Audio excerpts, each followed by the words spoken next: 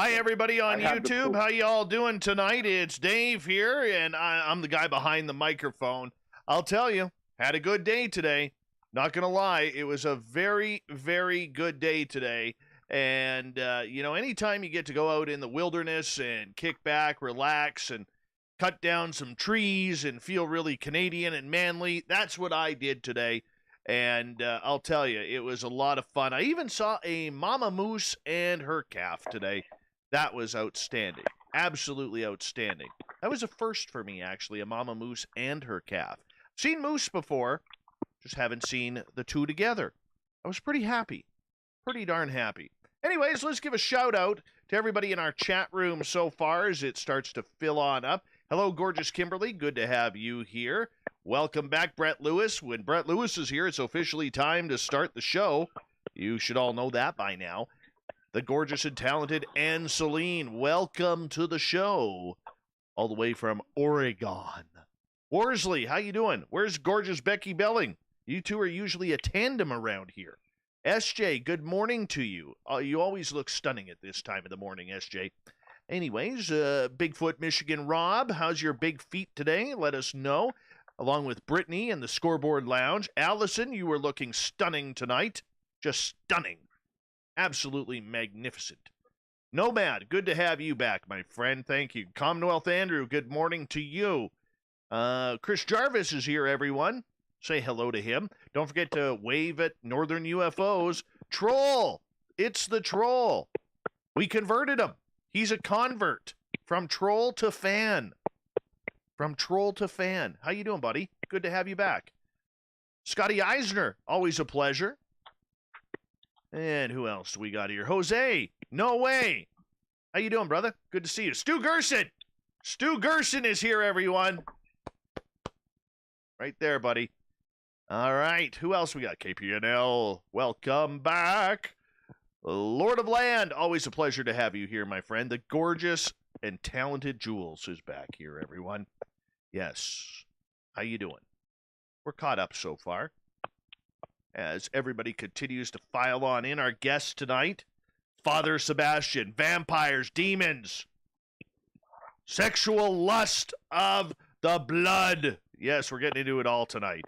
Mark Ellens, welcome. How you doing, brother? Good to see you. I got what's left of my Tim Hortons ice cap. Adnome, what's going on? Jose, always a pleasure, buddy. Not gonna lie. Little tired today. A little tired. Spent 3 hours in the forest cutting wood. Hi, gorgeous Jenny. Father Sebastian, how you doing, man? I'm pretty good, man. How are you? I'm good. I'm good. My hair doesn't look as good as yours right now, but I think I got you beat in the beard. You got a fantastic goatee, though. That's a solid, manly goatee you got there. You beat me in the beard, man. You beat me totally in the beard. Thank you. Thank you. You know, it's all because I use Mighty Moose beard oil right there.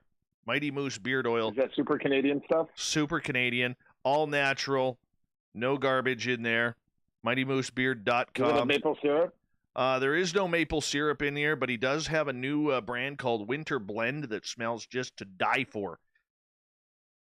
Put a little on the hand here because haven't spruced up the beard for the show yet, so we'll just give it a little sprucing here. Robert Two Crows, how you doing? Victor Magnus, welcome to our chat room. Thank you for coming on in. Hey, Project Blue Book. Rich Hilke, good to have you back, man. Good to have you back. Hi, Sandra. Hi, Sandra. Hi, Sandra. How are you? All right. For some reason, she likes it, saying her name 3 times. Reverend Keith, can I get an amen for you, brother? Thank you for the super chat again last night. Appreciate that. Little Deborah, always a pleasure to see your beautiful face in here. Vinny, what's going on there, brother? What's going on? Ladybug Bigelow is here. Thank you so much for the super chat right off the bat. Ladybug Bigelow, she is Alaska's greatest athlete. And if you question her on it, she will body check you into the snowboards. Yes, snowboards. Much love, Ladybug. Thank you so much. You're awesome. Wow. That's awesome. All right, guys, we got like 40 seconds here before we're going to fire things up. And a good way to support this show is just to be like Ladybug, Bigelow, and, body check your way right into being a super chat. And, of course, another good way to support this show is by hitting that thumbs up or down. And what else can we say here? Hit that subscribe button if you haven't already. Laura Tarnowski from San Cremando, California. You are looking stunning tonight. Thank you for joining our chat room. We're going to get this thing going in like 5 seconds. We're talking vampires. Here we go.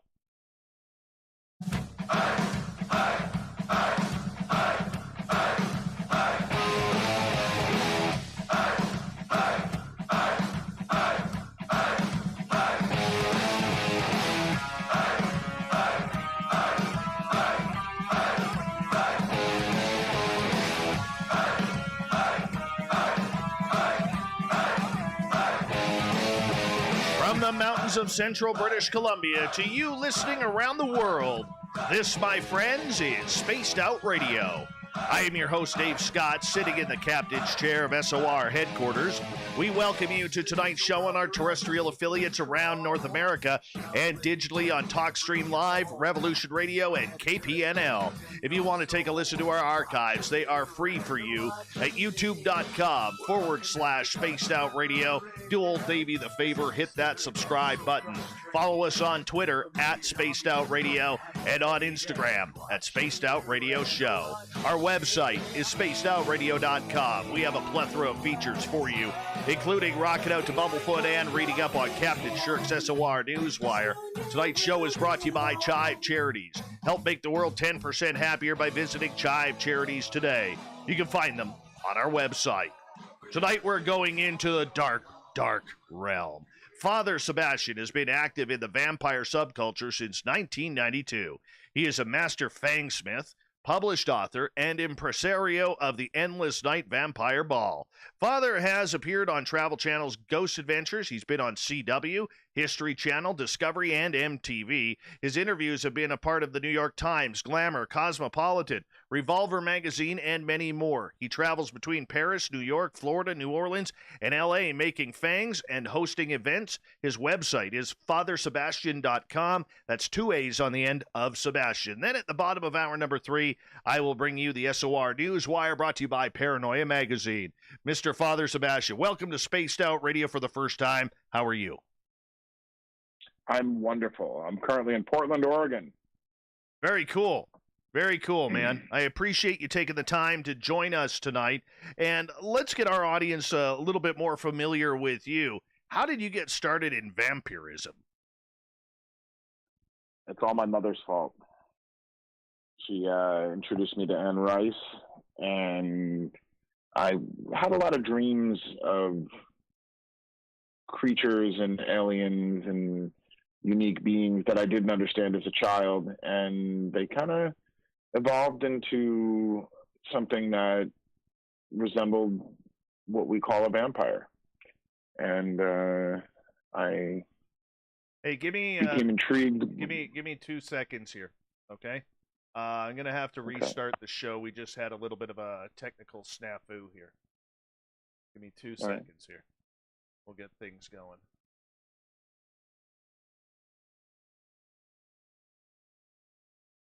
We're going to have to redo the intro here. 1 second. No problem.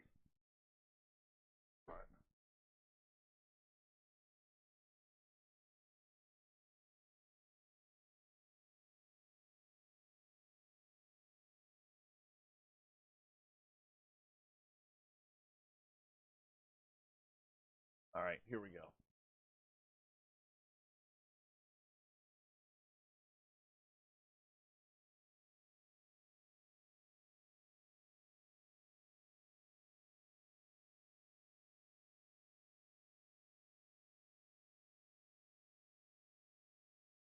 Here we go.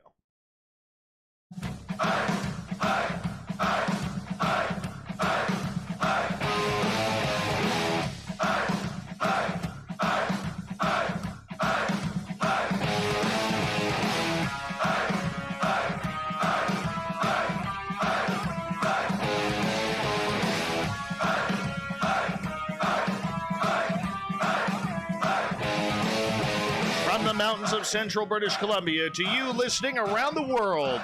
This, my friends, is Spaced Out Radio. I am your host, Dave Scott, sitting in the captain's chair of SOR headquarters. We welcome you to tonight's show on our terrestrial affiliates around North America and digitally on TalkStream Live and Revolution Radio. If you want to take a listen to our archives, they are free for you at youtube.com/Spaced Out Radio.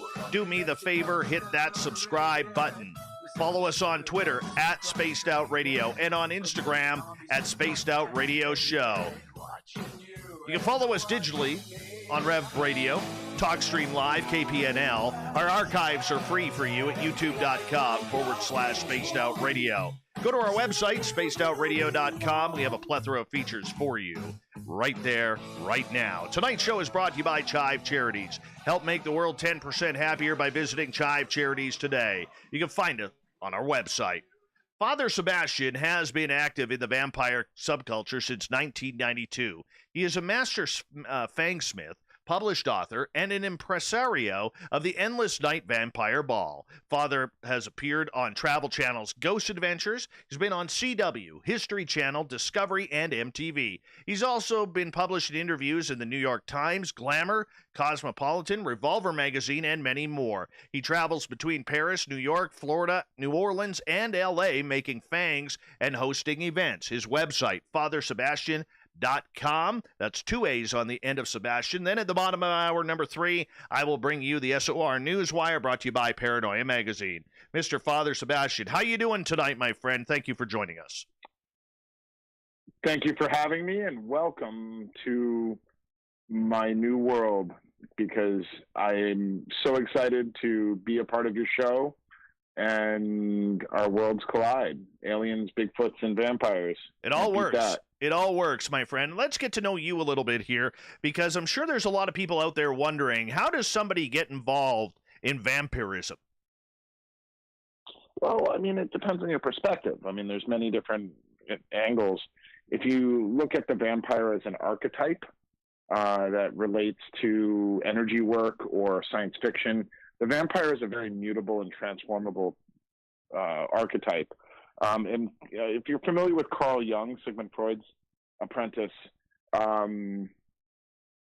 we talk about archetypes very much like characters in Dungeons and Dragons: the warrior, the priest, the thief, and the sorcerer. Or in Harry Potter, you have the different kinds of houses: the Slytherin, Gryffindor, Ravenclaw, and Hufflepuff. We have different archetypes in human society, like being French or German or American.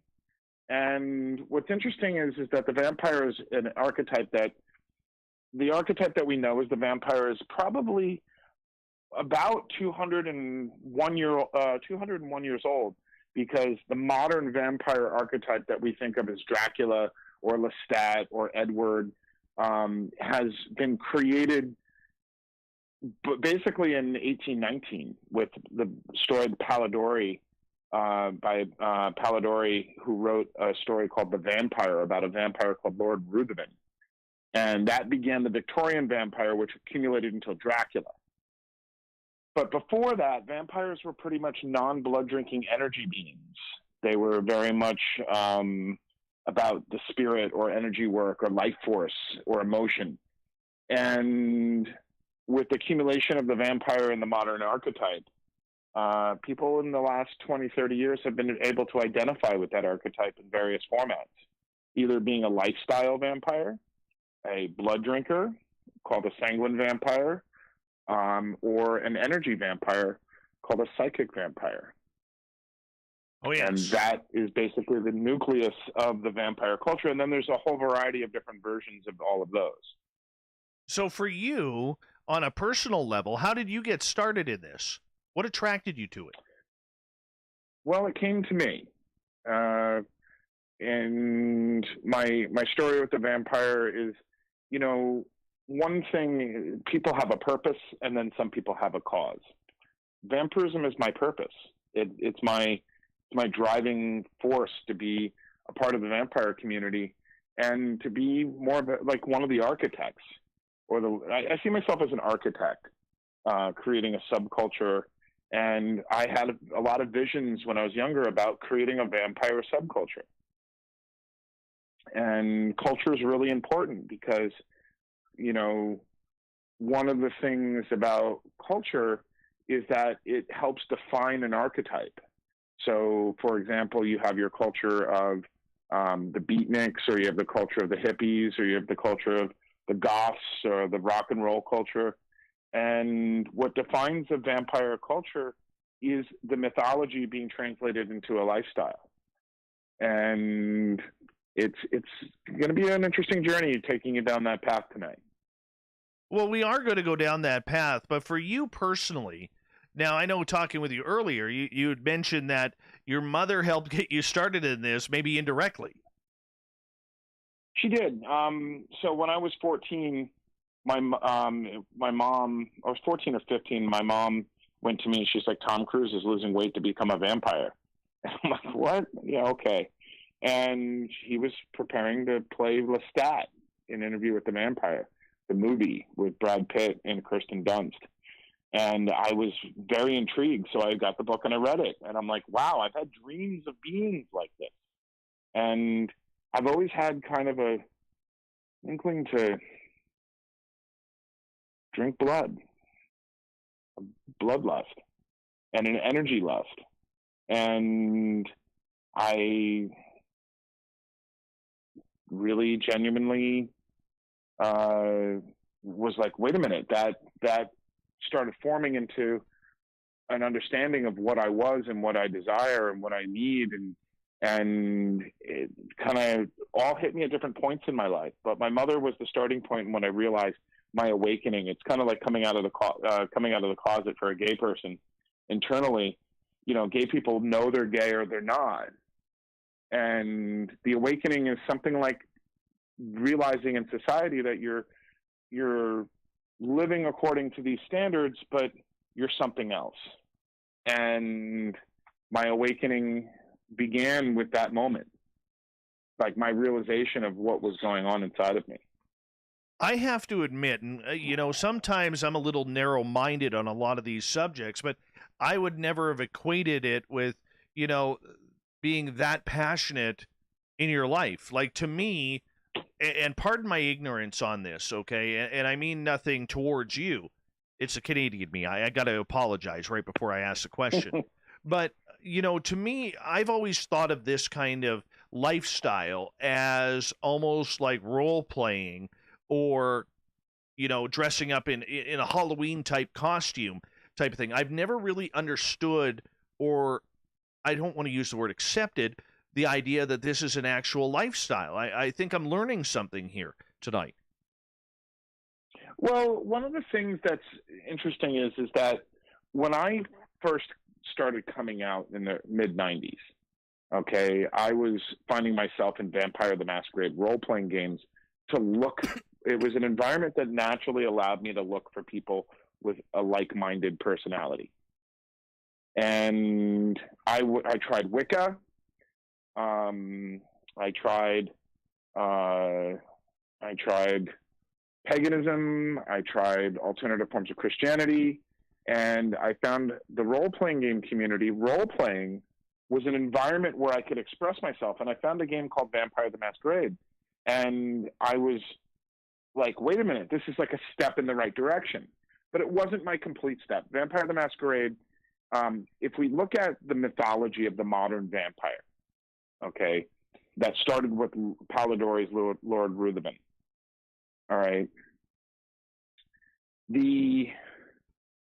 That was the same. Polidori was telling ghost stories with Mary Shelley, and she wrote Prometheus, which became Frankenstein. And throughout the 19th century, in France, there was 4 vampire theaters between 1820 and 1860. There was, and that was the romantic time, one of the romantic times of Paris. It ended in La Belle Epoque, the beautiful era. And the vampire became part of the Penny Dreadful scene, which was like horror comics you could buy for a penny in London, in England. And Penny Dreadfuls, there was a TV show called Penny Dreadful, and there was Barney the Vampire, Carmilla the Vampire, and then Bram Stoker wrote Dracula in 1890 and released and published in 1896. And that set the foundation for the 19th century, that capped the vampire myth of the 19th century. And what was interesting is that the vampire mythos began to solidify in what we know as the modern Western vampire mythos today. For about a century, it continued. About 80 years, it continued to be Dracula, Dracula, Dracula. And then a woman named Anne Rice came along, and she made the vampires angelic and atheists. And they don't see any God. You know, as Armand said, I've been alive for 400 years, and I haven't seen any evidence that would make me believe in God. And Anne Rice made these androgynous, homoerotic, angelic predators that were so beautiful, humans would be completely entranced by them, and they seduced you. And she came up with the idea of the vampire rock star Lestat in her book Vampire Queen of the Damned, and the Queen of the Vampires, Akasha, which is now one of the most popular costumes for a lot of Halloween people, especially African-American women, because Elia played her in the movie Queen of the Damned that came out in the early oubliettes around 2001. So Anne Rice evolved the vampire genre into that, where people could identify, where the characters weren't these cursed beings, but they were, each vampire had its own perspective. Like Lestat de Lioncourt was a French nobleman who reveled in being a vampire, while his child Louis was basically hating being a vampire. He despised it. And then finally there was Claudia, their daughter, who was a child with an enormous hunger and lust for life.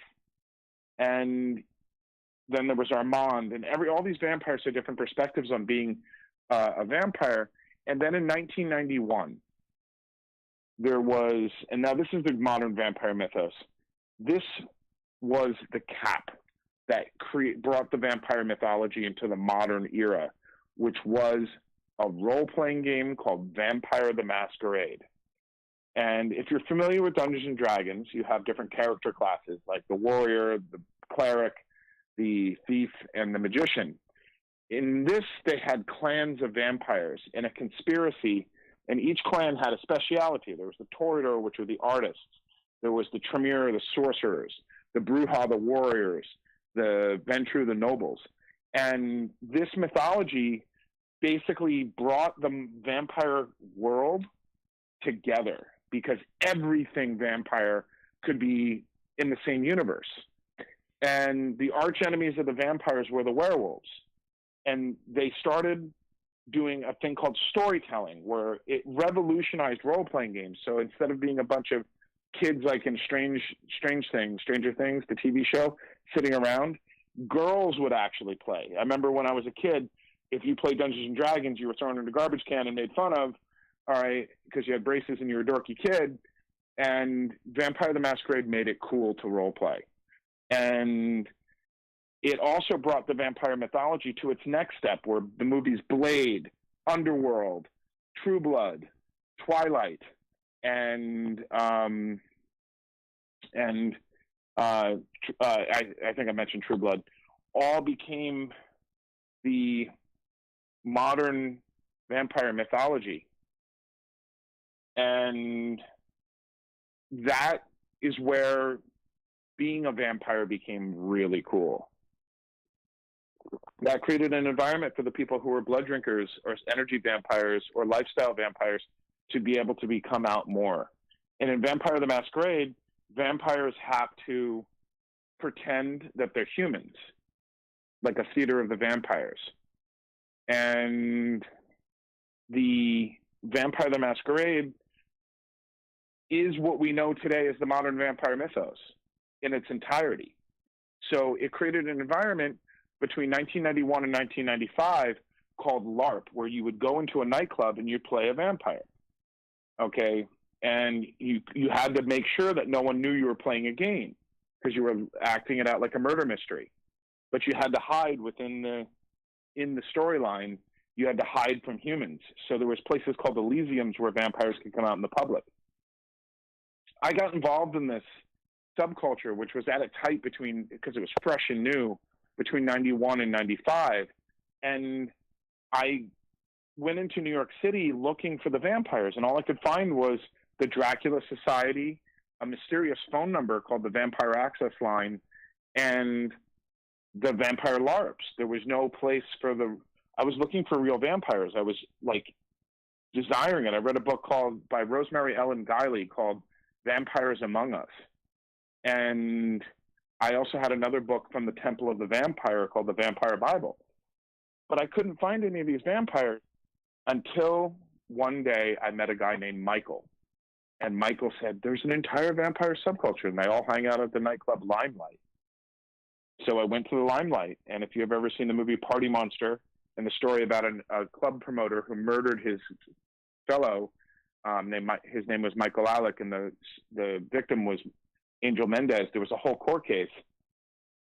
I met the vampires there. I met the vampires Michael, Jericho of the Angels, and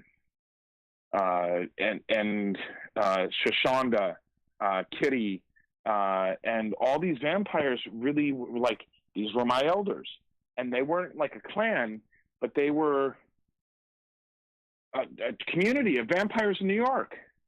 And these, I call them the Azraelim, or the old ones. And I started making fangs as a dental technician. And I got to meet all of them, and I threw a vampire ball where they met, and I basically came into a vampire culture that wasn't organized. And I gave it some structure, and presto pufo, and a whole vampire movement started in New York. So that's how I got started. It's a long story. No, that's actually quite impressive. We only have about just over 90 seconds here before we have to go to break at the top of the hour, or at the bottom of the hour. Father Sebastian is our guest tonight on Spaced Out Radio.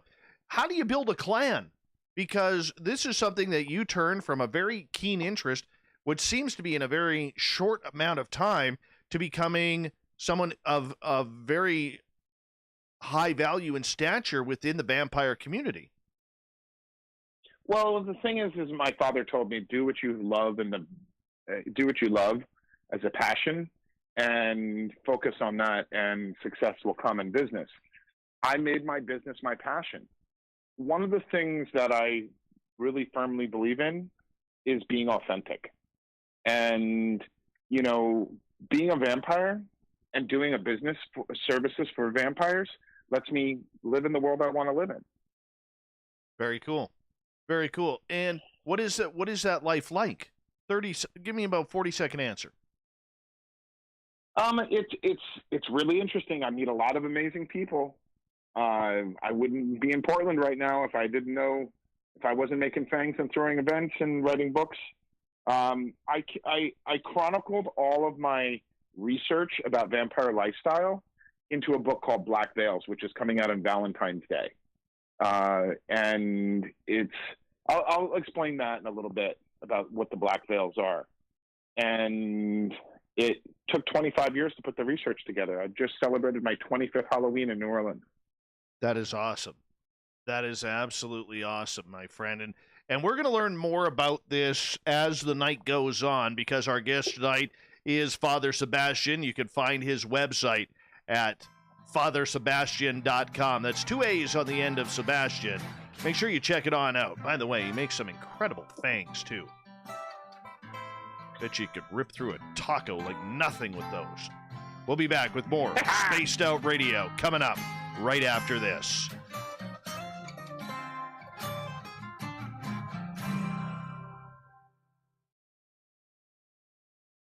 All right, we're clear. Sorry about the snafu there. I fired one of my programs and it didn't kick in, okay. and so we only lost about 3.5 minutes, which is cool.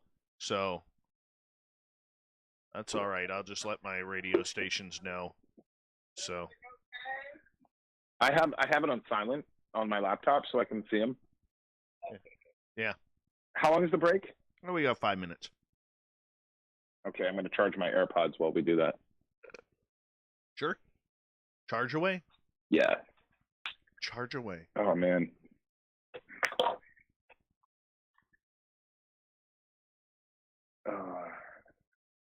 I am so burned out. Oh, dude, so am I. So am I. The election, it looks like the election is going in the direction I hoped.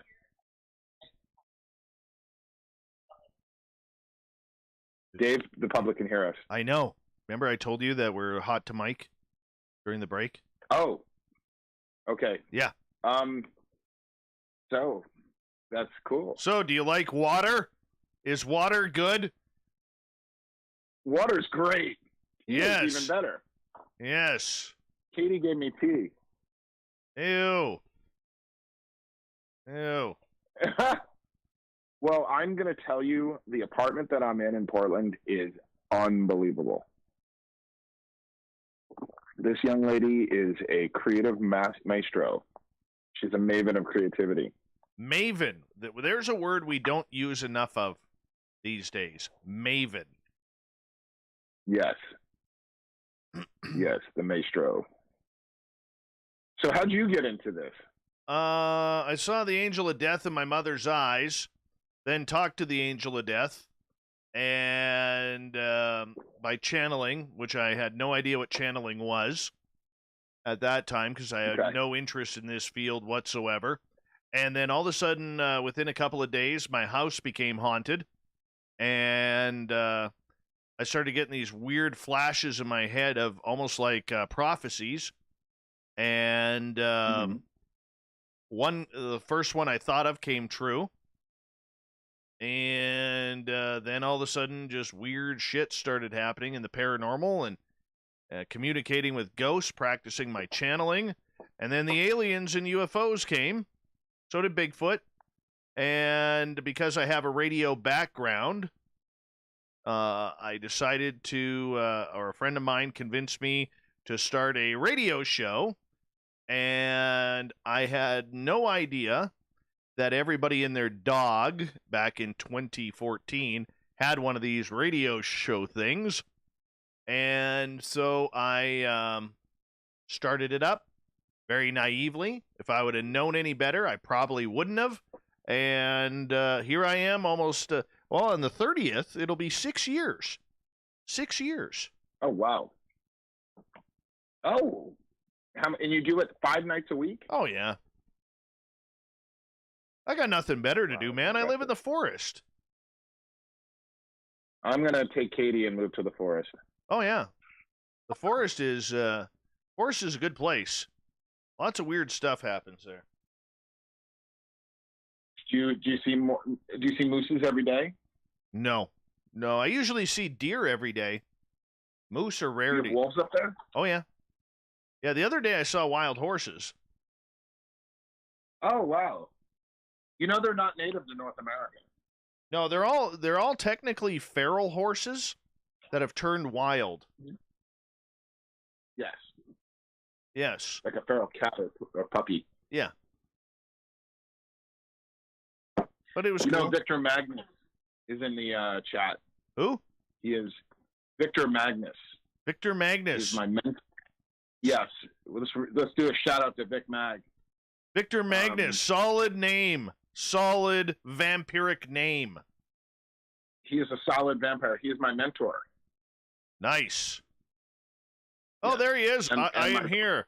I'm going to give him a wave. This is for you, Victor Magnus. There you go.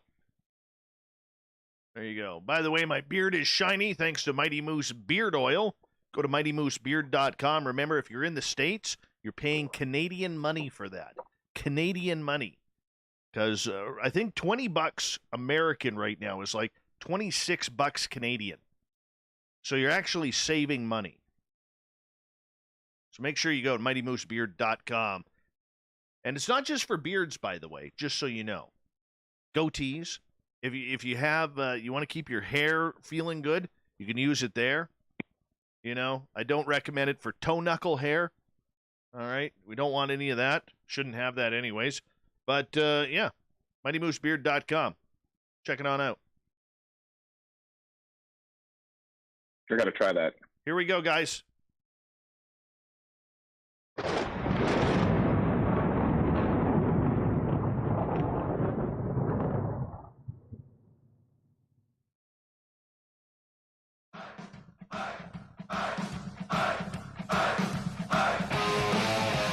Second half hour of Spaced Out Radio is underway tonight.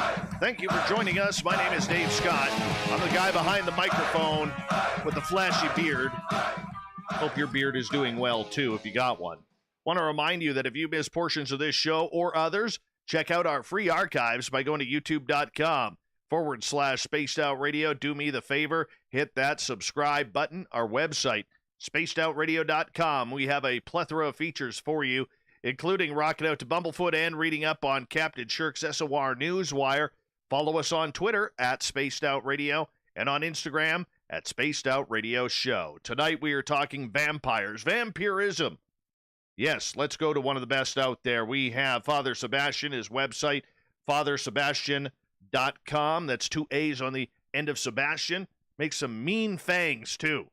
He is a fang creator, a Master Fangsmith. I love that name, by the way. Master Fangsmith. Why, thank you. Did you come up with that? That was created by No, I didn't. A guy named Maven came up with it. Another Maven. That's a double Maven tonight. Very nice. Well, Maven just means master or maestro.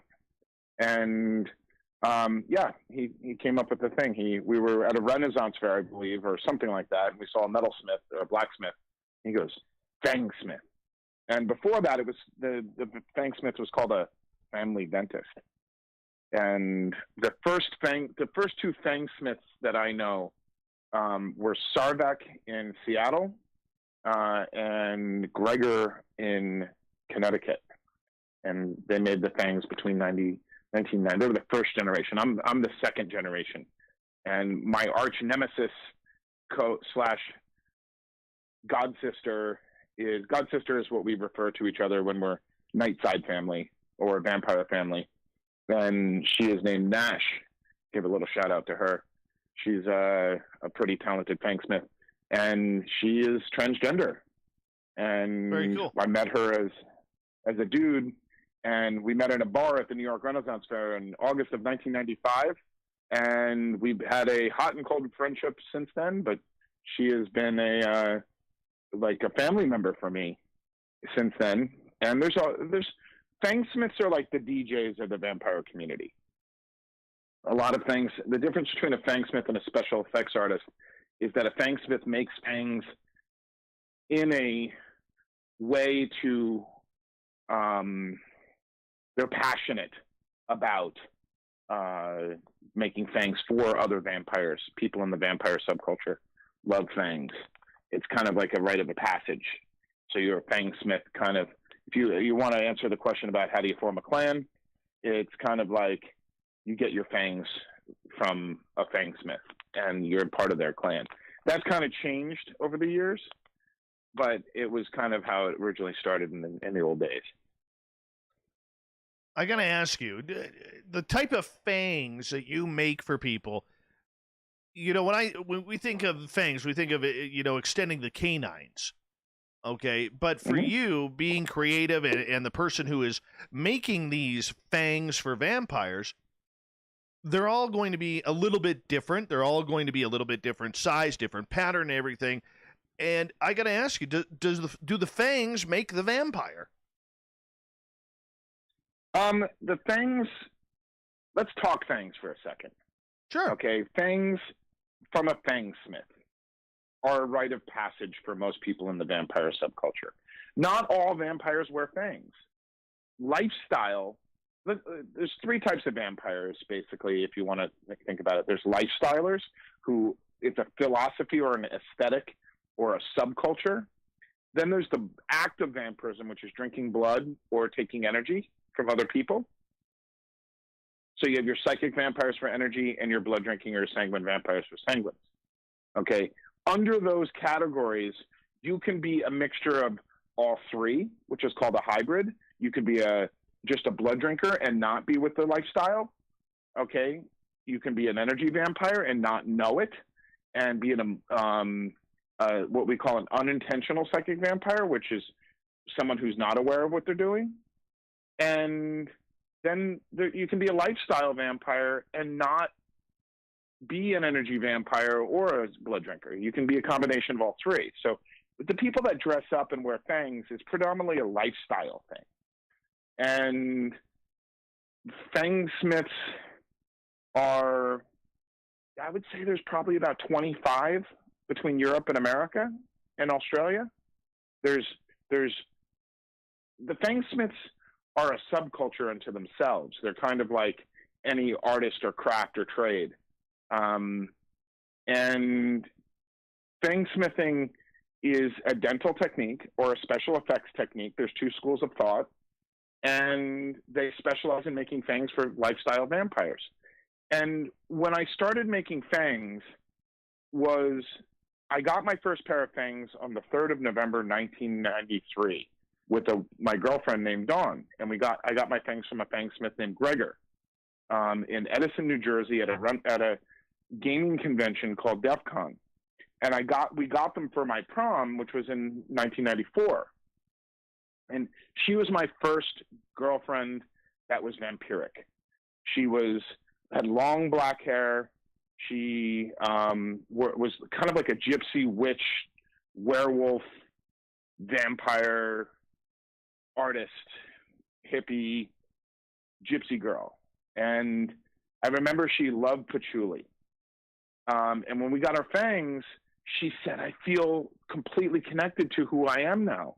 And over the years, I discovered that fangs do 4 major things for vampire lifestylers. The first, they're a magic trick. So a vampire is a magician. They're an illusionist. Because the fangs are so real, they feel real to the vampire. And when you put them on, you feel like they're your teeth. They have the same density. They have the same color. They click on.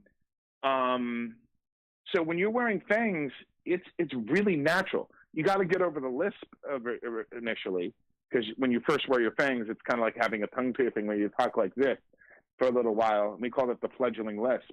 But after a period of time, you learn how to talk in them. So they become so natural. So when people see you in a bar, they look over or they look at you can inspect the front and back gum lines on a good pair of fangs, and they look like they go into your gum if they're made properly. And then the next thing they are is they're not just a magic trick, but they're a connection to your primal nature. That inner wolf or inner animal or inner beast is unleashed. That's why vampires like to howl at midnight. Not just because they're friends of werewolves, but it's a primal connection. You feel that animalistic energy, because a lot of times canines, long and hence canines or fangs, are not natural, okay, to the human mouth, because the inclusion or the bite doesn't usually fit right. But a good fangsmith can make it comfortable, but you shouldn't wear your fangs all day. Some people do the permanent fangs, okay, and a good dentist has to work that out, or you're going to whittle down your lower teeth. So they're a magic trick, and they're a connection to your primal nature. Now, what's next is really important, okay, because they're extremely, many people consider them a sex toy, because everybody wants to kiss with fangs. They want to be bitten by someone with fangs. I don't suggest breaking the skin, because that's not hygienic, but nibbling, kissing, making out, and they're seductive, okay? And so those are 3 of the major foundations of what fangs represent. And it's really important, because when you wear fangs, you basically are behind a mask. And they're masks in culture. Masks are something that lets inhibitions go away. They might be on your teeth, but it's like wearing a mask. The same psychology. You transform your facial structure. You shapeshift. You become someone new and different. Okay? You don't have to put makeup on with the fangs. You can wear a black dress and be plain, a black dress or suit, and be plain as Jane. Okay, and the fangs will be the focus of everything about you. Or you can be all decked out in Victorian, and the fangs go with everything. You can go to the gym wearing fangs. You can wear a sweatsuit and go jogging. You can go wear a politician's uniform or a police outfit. The vampire fangs go with everything in your everything. It goes in every genre. You can have medieval vampires. You can have ancient Egyptian vampires. You can have a vampire cop. You can have a vampire mom. You can have a vampire grandma. You can have a vampire postman. So those four elements are the psychology of the vampire archetype in our world. And it's the most transformable, amazing mythology almost that I know of. And I've based my entire life on being able to bring what I call the black veils together, which is the vampire culture and energy work and psychology. And I just finished my book, my master thesis, my magnum opus. Black Veils just came out in October 1st to special orders, and it will be available on Amazon and audiobook and Kindle around Valentine's Day. All right. I can't imagine getting them because I still think I'm too young for dentures. But nonetheless, I honestly love the creativity of this. I really do. I don't quite, maybe I'm way too Canadian for this, but I don't quite understand the level of power it has. Like your mentor who's in our chat room tonight on YouTube, Victor Magnus, he made a very interesting comment, basically saying that getting your first pair of fangs is a transformative experience. That is something that I don't fully understand. How could you explain that to people like me?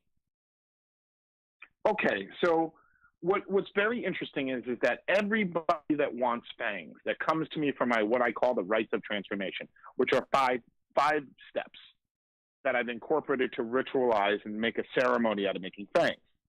Okay, a ritual is a sequence of events that you want to try to create an alternative state of consciousness or an experience. A ceremony celebrates something that happened. So like a wedding ceremony or a graduation ceremony is celebrating something that has already happened and kind of giving a seal of approval, a conclusion to that, an initiation ceremony. So getting fangs, what I bestow the concept of being a saber-tooth, which is someone who I made fangs for. So the first step is step 0, all right, before the 5 steps, is the person makes an appointment with me. Then they come and sit down with me at a tattoo parlor or an event.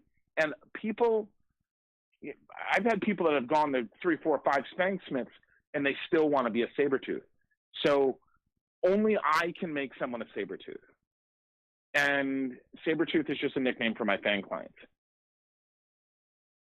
So they sit down, and I put my hands up like Ozzy Osbourne with the horns, kind of like rock and roll style, and I make them say an oath. And this oath is the first rite of transformation. And it's meant to do something that's really important, which is to make them laugh. I want the person to laugh because it breaks down all the bullshit. Okay? And I go, by the power of, and then they repeat, by the power of Sebastian. And if they say it like, I want to say it in like a metalhead way, like, by the power of Sebastian. Very theatrical and fun. And then they start laughing. And it breaks down all the inhibitions. It breaks down all it de-stresses the person. It uplifts them. It makes them laugh. Okay, which is one of the few things that actors, it's one of the most difficult things actors can do is fake a laugh. And so it's natural and it brings that humor out. Right. And then I go, what I'm doing is I'm teaching them how to take care of their fangs. So I go, by the power of Sebastian, I will not eat or sleep with my fangs on. Because the inclusion of when you bite down, the fangs are like a sheathed sword. They go over your caps, over your canine teeth or your lateral teeth or whatever teeth you choose to get them on. Okay. And then they can't eat with their fangs. And it's people do it. I think it's funny because I catch some of my fang clients my saber tooth eating with their fangs in it. I'm like, you bad vampire. And then the second thing is then sleep with their fangs, because you sleep with your fangs, they might pop off, you might grind your teeth, you might break them off. I mean, they are dental acrylic. Okay, they're not steel, they're not porcelain, so they can crack like a nail. Because the material is dental acrylic. It's a really good acrylic. You can wear them about 12 hours. And then I say, by the power of Sebastian, I can have great sex with my fangs on. Because everybody wants to kiss with their fangs on or do things that we shouldn't talk about. And then drink with me, promise are off in front of a muggle or a non-vampire person or a non-magical person. Okay, why because is that? You got to keep the illusion. Why is that? Because you got to keep the illusion. All right? You don't want to, vampires shouldn't eat in front of people, even though vampires eat potato chips in front of me with the fangs on, and I scold them for it. You made an oath not to eat with your fangs on. It creates a magic, a mystery. And, go in the bathroom and take your fangs off. Go into the stall and put them on. Okay? Don't let people see them you don't want people to see their caps, because the illusion is part of the fun and the magic and the mystery of what you're doing. Okay, so I just kind of gave away a magic trick to all your listeners. No, but I can understand that. Okay, the role playing is part of the phenomena. That's what you're saying. Correct. And you don't. It's much like Superman. You don't want to give up who you are. Sure, and it's the same thing as a magician. Okay, every vampire is a magician, and Victor Magnus is a magician, and he taught me the culture of being a magician. If you want to learn a magic trick, you pay the magician to teach you how to do it. Okay, it's part of the culture. I got to hang out at the Magic Castle a whole bunch in pre-pandemic in LA. I live 2 blocks away. I'm at the Magic Castle 3 nights a week. I see the culture of what it is to be voluntarily deceived. And that's what a magician does, is deceives you right in front of you. And it's really funny because when you learn the trick, it's either really simple, all right, or you're like, wow, you just blow your mind how simple it could be to see behind. And there's 2 types of people out there that I've learned about magicians. And I'm talking illusionists, sleight of hand magicians. The first is the people that want to figure the trick out and discover the truth behind the trick. How did he do that? And I've seen some of the best magicians in the world going to the Magic Castle. I've seen the top magicians in the world, and they blow my mind. And I get a little bit of sense of that wearing fangs. That's the lifestyle vampire. Okay? The illusion, the role play, is very much like being a magician. You're performing. Okay? You put a little performance, a little flavor, a little bit of fun in your life. Okay? And that's why the vampire balls are a great place for vampires to meet and gather, because they get to express themselves in their full form.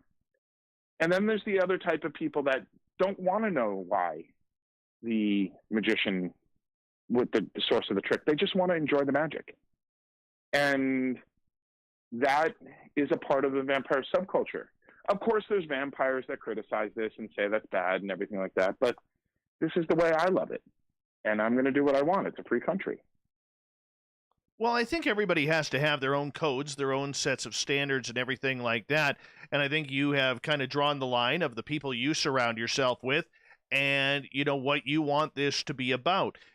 But I can understand the fact, too, that there has to be some mystique about it. Not everybody can be magicians. Not everybody can be a vampire. Not everybody can be a werewolf. And as much as we, want to self-identify with that we can be anything that we want, you have to be able to commit to the process. That's basically what you're saying. Yes. And, one thing about magicians, I know a little bit of magic. Okay. I understand the mechanics of it. I understand the culture of it. And I enjoy that one magic trick that I do, which is make fangs. Okay. But hanging out with magicians, these guys are geeks. They're nerds for this stuff.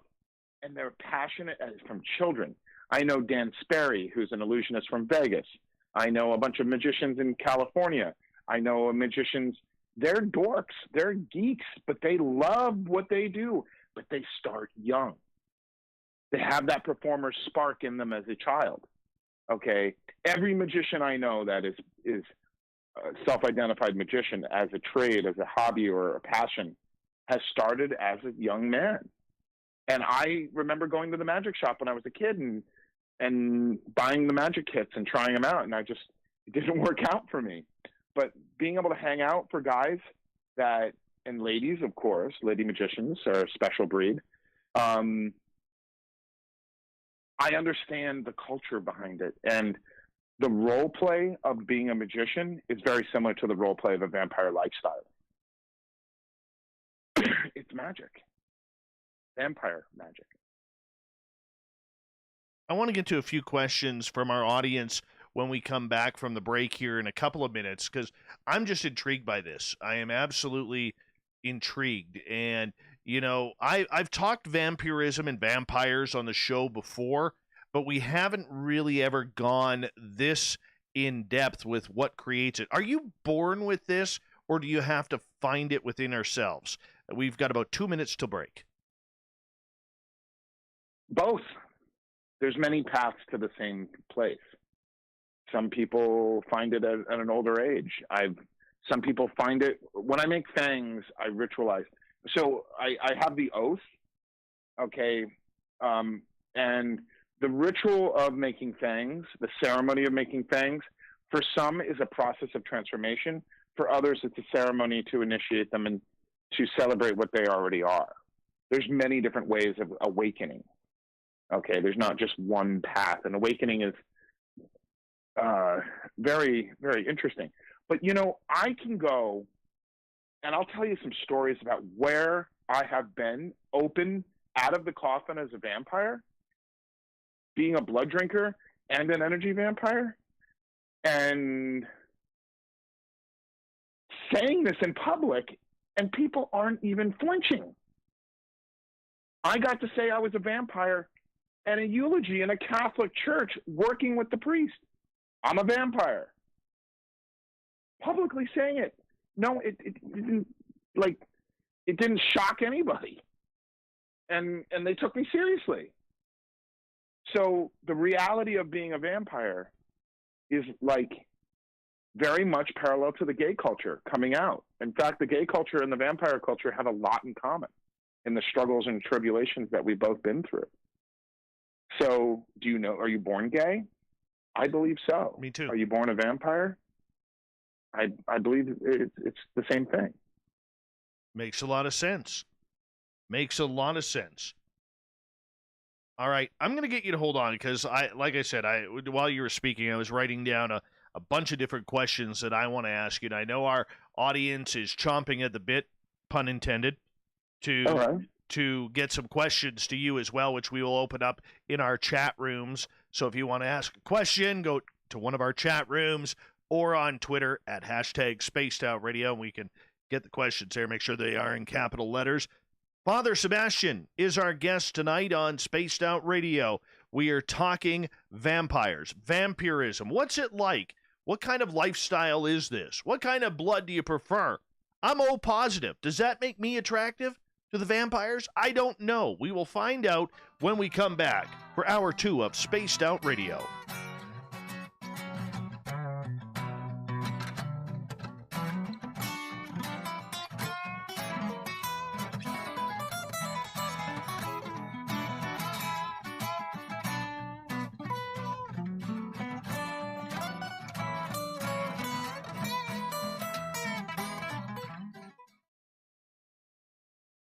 All right, we're clear. We're clear? We're clear. We're still on YouTube. Am I caught? But I'm just going to quickly run my dogs outside. I'll be right back, okay? Okay. All right. SOR Vault. You have a variety of cool logos to choose from and put them on anything you want. T-shirts, hoodies, hats, coffee mugs, you name it, we can get it to you. So do your shopping by supporting the store you love. Get your Spaced Out Radio swag at the SOR Vault today.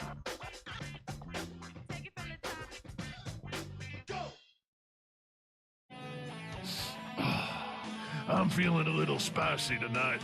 What to do? What to do? Why not get bumblefucked? 4 million Scoville units of pure hard rock. Bumblefoot hot sauces come in 3 flavors. The burning bumble. Tone it down a bit with Bumblicious and throw the sauce on everything. Spicing up. Bumble me, baby. Bumblefoot hot sauce. Get it today at kajans.com. For the price of 1 cup of coffee a month, you can become an SOR Space Traveler. The Space Travelers Club is a place where you can interact with other listeners, either live during the show or on our great forum. We want your stories, pictures, comments, and ideas. You'll get live video streams, exclusive content, and be a part of our newsletter. Stay in touch with everything SOR. The Space Travelers Club is just $5 a month at spacedoutradio.com.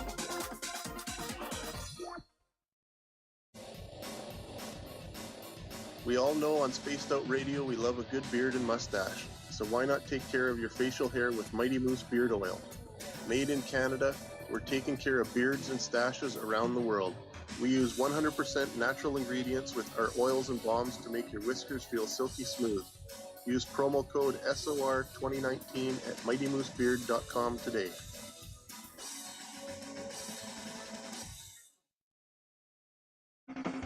The party is always on at the Moose Vancouver. The Moose Vancouver is where you want to be when visiting Canada's West Coast. Open until 2 a.m. nightly, the Moose cranks up the rock while serving some of the best rated food in the city. The menu starts at $6.95. Why party anywhere else in Vancouver when the Moose is right there? Get your horns up and rock with the Moose, the official party bar of Spaced Out Radio. Hi there, this is the paranormal lawyer Michael W. Hall. I'd like to invite you to listen in each Sunday night where we're going to open up your eyes to everything strange and paranormal. I will be hosting some great guests with topics that affect us all, such as UFOs, ghosts, and everything paranormal. Let's learn together on Spaced Out Radio Sunday with myself, Michael W. Hall, the paranormal lawyer at spacedoutradio.com. We are scouring the world for the most intriguing stories of your day. Take the time to read up on the SOR Newswire, where our team, led by Captain Shirk, will deliver to you some of the best paranormal and supernatural news, along with some stories that will blow your mind from the weird to the wacky. It's the news outside the news that piques interest, and that's what we're looking to deliver to you. The SOR Newswire, only at spacedoutradio.com. Hello, Space Travelers. It's me again, Carl. Don't forget to join the Space Travelers Club for just $5 a month. And follow Spaced Out Radio on Twitter at Spaced Out Radio. Our Instagram, Dave Scott SOR. Our Facebook page is Spaced Out Radio Show. Our archives are free at youtube.com/Spaced Out Radio. Come woo it up with Spaced Out Radio today. Bye! Hi. This is Amber Beckrud, and I want to invite you to subscribe to our YouTube channel where we store all of the SOR show archives for free. And as an added bonus, every 2 weeks I'm posting brand new content on Cryptid Tales, where I will get into some of the spookier legends and folklore from around the world and tell the stories that go with them. Find us at youtube.com/Spaced Out Radio and check out Cryptid Tales today. Drop a comment and let me know what you want to hear. See you there. All right, I'm back. We've got 2 minutes. Hello. 2 minutes. Just got to remind you to watch the swearing. You did say bullshit last half hour. Oh, sorry. No problem. No problem. Nothing a little editing can't cure.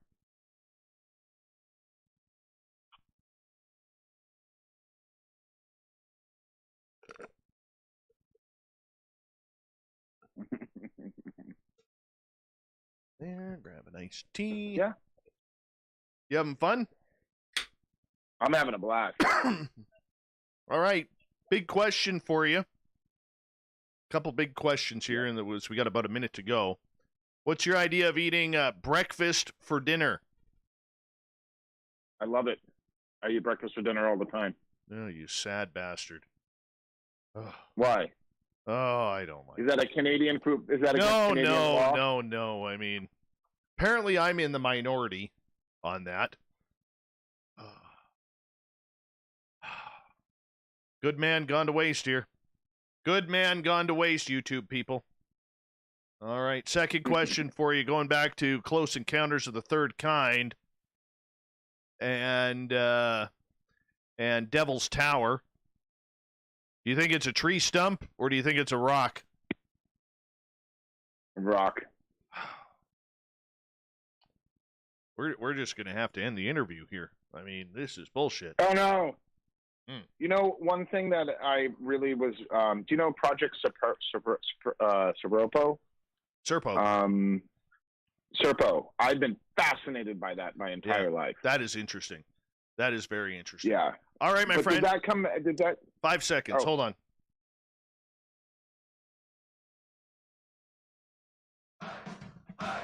You're listening to Spaced Out Radio with Dave Scott. Follow Dave on Twitter at Spaced Out Radio and on Facebook, Spaced Out Radio Show. Here we go with hour number 2 of Spaced Out Radio tonight. My name is Dave Scott. Thank you so much for taking the time to join us tonight. Hi to everyone listening in on our terrestrial affiliates around North America and digitally on TalkStream Live and Revolution Radio. Remember, you can check out all of our archives for free by going to youtube.com/Spaced Out Radio. Do me the favor, hit that subscribe button. The Desert Clam has set the password for tonight in the SOR Space Travelers Club. What the heck is this? Quindecasyllabic. Quindecasyllabic is your password. Use it wisely, Space Travelers, as the Clam sets the password each and every night right here on Spaced Out Radio. Our website is spacedoutradio.com, where we have a plethora of features for you, including rocking out to Bumblefoot and reading up on Captain Shirk's SOR Newswire. Follow us on Twitter at Spaced Out Radio and on Instagram at Spaced Out Radio Show. Tonight we talk with Father Sebastian. FatherSebastian.com, 2 A's on the end of Sebastian. You want to check it on out. We're talking vampirism tonight. Father Sebastian, welcome back. Thank you very much. Now, before I get to audience questions here, I want to ask you something. Do you sleep in a coffin nightly? No, I sleep in a Victorian couch, though. That's kind of cool. Do you have a coffin? Yeah. No, but I know vampires that sleep in coffins. Is that taking it a little too far? Not at all. It's a great extra room. It keeps the sunlight out. Usually they'll have they'll deck it out with like radios and lights and stereo systems and funky pillows and stuff like that. But I mean, honestly, thinking of sleeping in a coffin is fairly practical. Okay, you can make it soundproof. Okay, you can sleep all day, keep the sunlight out. All right, it doesn't take up much space. It's like a private bedroom. Very true. Weird, but true. I'm a tosser and a turner. Sure There's just not enough room for me. Well, I've seen coffins for 2, so I'm sure that you can make a bigger coffin if you want to sleep in a coffin. All right, let's get some audience questions here as we continue on. Let's start with Vinny, who wants to know, do you drive a hearse? No, I don't drive a hearse. That's a goth thing. All right. Tiger Lily is asking, are you more of an Anne Rice vampire or a True Blood vampire? Ooh, that's a hard question. The Fangs and True Blood didn't really help my style, so I'm more of an Anne Rice Affidagio. I'm a fan of Lestat. Lestat is a role model for me. I loved rock and roll. I go to metal festivals. I've seen every band that there's possible to see, from Iggy Pop to Iggy Pop to Metallica to Guns N' Roses to Slash to Nice. I mean everybody. I went to a music festival and thing, but I'm not a singer. I'm not a musician. Don't trust me with your musical instruments. I break them. However, I have a lot of friends who are musicians, and the vampire thing fits into rock and roll and magic, and I can't explain to you the diversity of my fan clients. My Sabertooths are a very, very interesting collection of people. Joe wants to know, what's your favorite vampire movie? If you look up Father Sebastian's top 10 vampire movies, it will tell you all about it. But I'll give you a little hint. Tom Cruise is not my favorite vampire. Is he anybody's favorite outside of Top Gun? Tom Cruise is actually a pretty badass motherfucker. Excuse me. Yeah. Tom, I caught myself. Tom Cruise is fracking cool. And Tom Cruise is, he's a very accomplished stuntman. He does all the stunts. He's a producer. I think he's like 62 now. I don't know how old he is. I got to look him up on Wikipedia. But he's a fireball.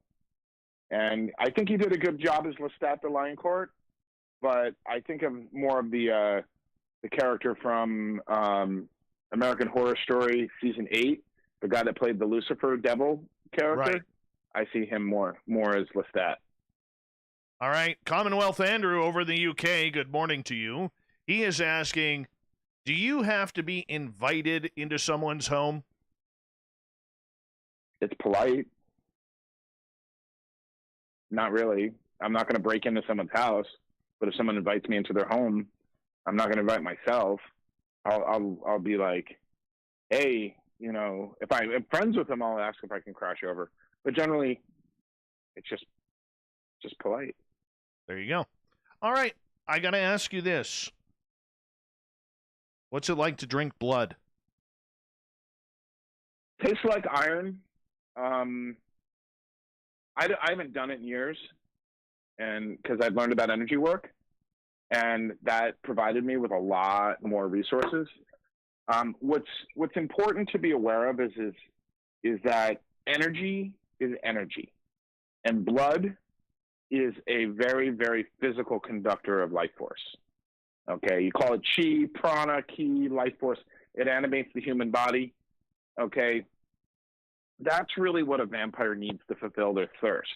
And there's many different reasons for the thirst or the hunger or the need, as we call it, the need for life force.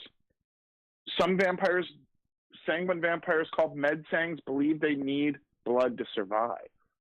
They need blood they're a type of sanguine vampire. A lot of them don't even identify as vampires. But they believe that they need blood to survive. There's no psychological or medical evidence that supports that need, okay? But there are research projects going on to try to find out why these people have a craving and a need for blood. For some, it's a fetish, just completely sexual. It arouses them, just like being a kitty on Halloween or dressing up as a vampire, okay? It's a sexual arousal. Others believe that it's a conductor of life force, and consuming the blood gives you the life force energy. I choose to bypass blood, even though it arouses me sexually and I feel the hunger. Like when I see blood, I salivate, okay? And it is extremely fulfilling to consume it, but it's really, really, really, and I repeat, extremely dangerous. It's very dangerous to take it from someone because you should be a medical professional to do that or trained in medical techniques. You shouldn't use scalpels and knives and biting people to draw their blood, okay, is really dangerous. You got to do it very carefully because human saliva is 10 times dirtier than dog saliva, from what I understand.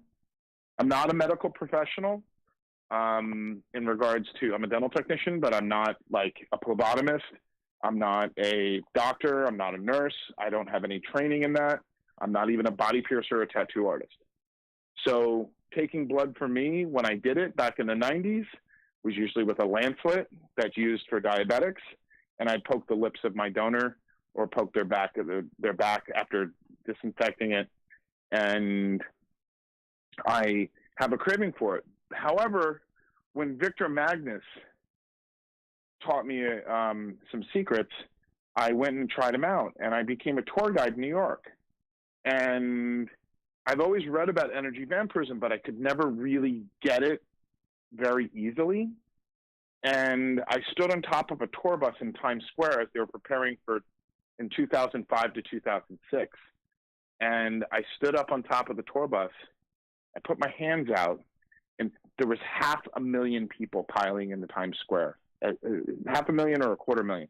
Just the largest number of people I've ever seen in my life.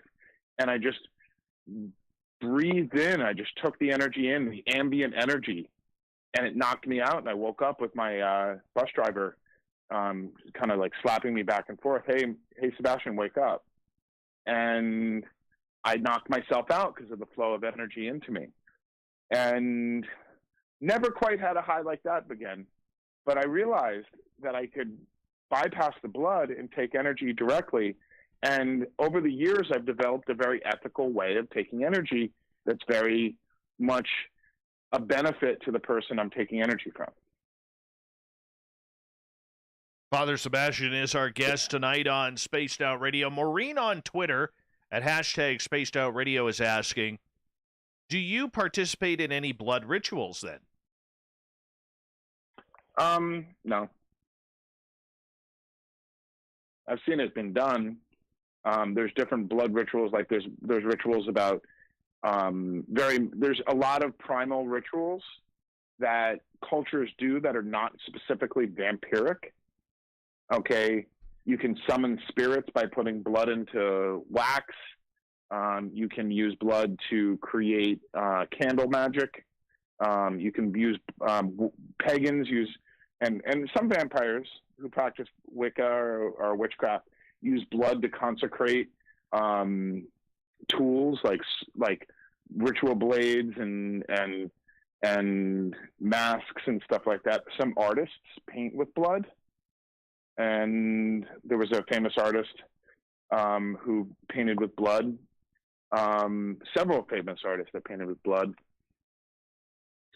A lot of primal cultures would use blood as a way of ordaining things, or even blood has been a conductor of life force and energy throughout culture, and it's not necessarily just a vampire thing.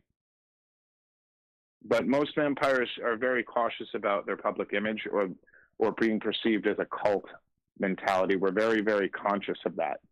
So as culture evolves, and like even rituals themselves were considered very taboo back in the 90s, because we didn't want to have the image of being a cult or a weird religious subculture that would be, because the satanic panic of the 90s, the late 80s and early 90s. You know, you couldn't even play Dungeons and Dragons. You were considered a Satanist. Very true. Very true. All right, let's move on here with the show, as we got a bunch more questions that we want to ask, both from the audience and from me here. And I want to ask you this, because I'm kind of intrigued by this. Granted, the vampire culture is out there, and I think that's very acceptable. Why not? If you're not hurting anybody, who really cares? But have you ever met a real vampire? Now, what I'm saying is not the humankind. Nope. I don't believe they exist. That's all romanticism then. I think the real vampires come in very, very many different things. I think there's vampiric spirits that, like succubi and incubi, that feed off life force. The ancient Romanians had a concept of the Strigoi, which were the living vampire witches, which is a tradition that I've been inspired by. And the Black Veils are heavily influenced on. And they have an immortal spirit called the Strigoi Morte, which has survived what we call the second death. The mechanics of death are very interesting, because there's a legend of the second death, not just the first death. In ancient Egypt, they had the concept of the Akh, which is the physical body, the meaty part, the Ba, which is your personality and identity that's in that life, that starts with birth and ends with death. All right. And then there's the Ka, which is your soul. Okay. Like the spark of life. If you ever seen the Transformers movie, the spark that the Transformers have inside of them is very similar to the concept of an Egyptian Ka. And this is Kemetic, or Black Land. This is the story of ancient Egypt. Okay. and or Heka, or Chemeticism, which is the traditional terms for Egyptian mythology, which, remember, was a 4,000-year long development. So there's a whole variety of different versions and incarnations of Egyptian religion, and they didn't really even consider it religion. They just consider it Heka, or the Egyptian way, was their theology. So if you want to look at it as the mind, body, and spirit, the mind would be the Ba, or your personality, your identity, your memories, your dreams, your ideas, your identity as you, all right, which would be like the software on a computer. Okay. The Ka would be the soul, or the spirit, and the Ak would be the physical body. And the Ba, the personality, and the Ka are kind of connected. Okay. So it's kind of, but what's interesting is the body, or the Ak, is temporary. It is in linear time. It goes from conception to death. Okay. So the first death would be the death of the physical body. Then the Ba, the mind, and the spirit leave that, and the Ba begins to die. Okay, it begins to evaporate. And then when that dies, the identity of the person dies, and the Ka is then ready to reincarnate or go to the afterlife. The theology of a lot of ancient Egyptian culture is to keep the Ba and the Ka intact until judgment. And they form a spirit called a Ka spirit. And it looks like a bird with a human head. And it's supposed to be able to fly into the afterlife to go to judgment to Anubis. But the Strigavai theology says that a Strigavai is a living vampire. They're not a supernatural vampire. They're usually very charismatic, very attractive. They look younger than their age. They don't have fangs. They can drink blood. Okay, but it doesn't really do anything for them because they go with the mythology as well. But they're life force vampires. They drain the energy from other humans, and they can live a little bit longer than a human. But what they do is they train how to stop the Ba from dying, from facing the second death. Okay, so they become a Strigamort, or a vampiric spirit, and they can possess humans. And they're different from the other types of vampires, which are like revenants. They're very, very sophisticated and classy. They're very much the dilettante, but they are very up to date with technology and science and stuff like that. And that's the biggest. The Strigavai has been the tradition. Has been the biggest influence on my practice, and I developed it into a modern edition called the Black Veils. So if vampires exist, they're energy beings. They're not like Lestat or True Blood or Twilight. Father Sebastian is our guest tonight on Spaced Out Radio. We're talking vampirism. We got about just over 4.5 minutes left before we're going to go to break at the bottom of the hour.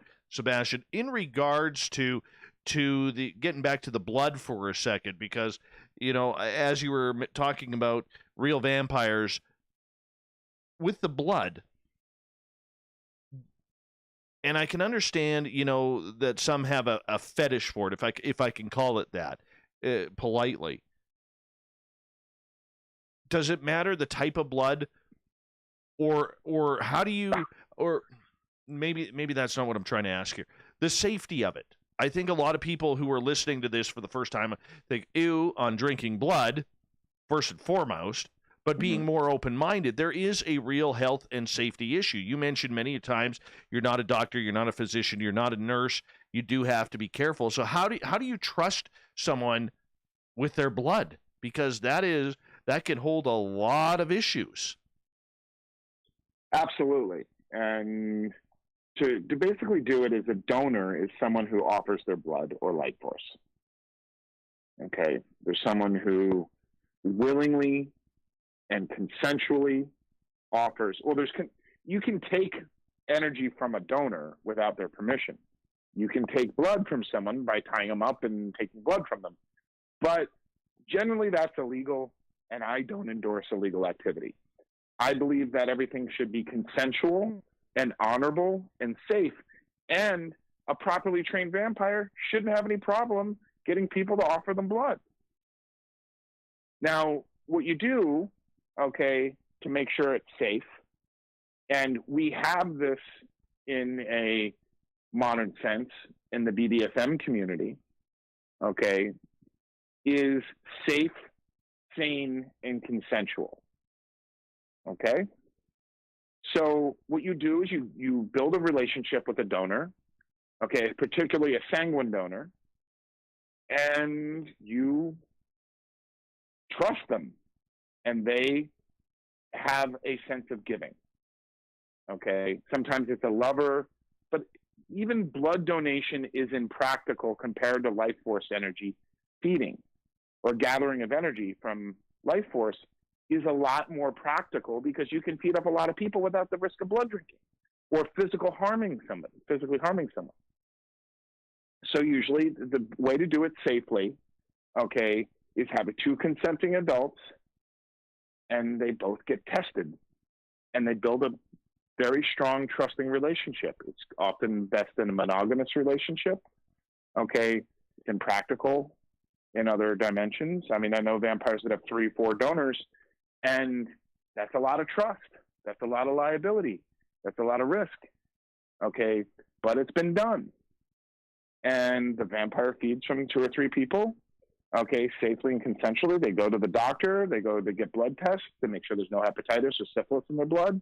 They maintain their health for the benefit of their vampire.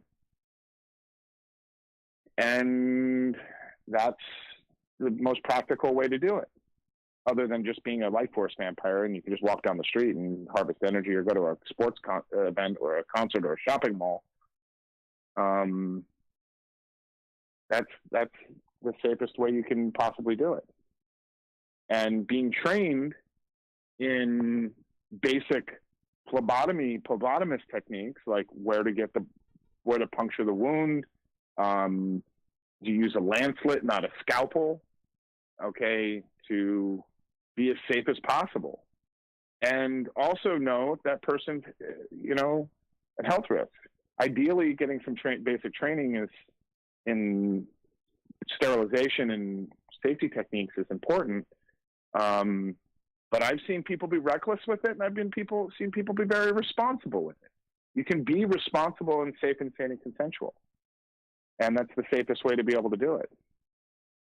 Well, that's intriguing indeed. When we come back from the break here, I want to ask you about Immortals, because you brought it up, and I think, a lot of people, even though you've never met or believe that there are actual true vampire type cryptids out there, I'm curious what you think about Immortals, and I want to get to that when we come back from the break here. Father Sebastian is our guest tonight on Spaced Out Radio. We are talking everything vampires, vampirism, and everything that goes along with it tonight. It is a very intriguing show.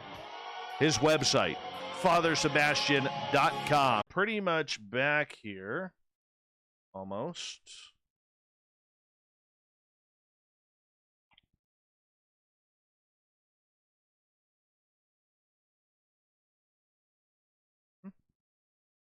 I see you. All right, there we go. There we go.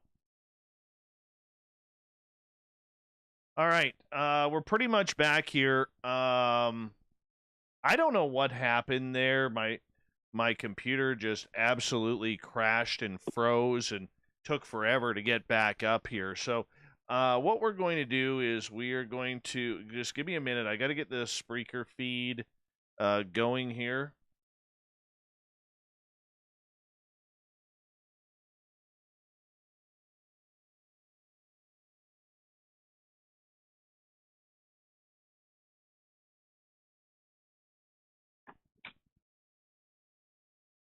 I apologize, Sebastian.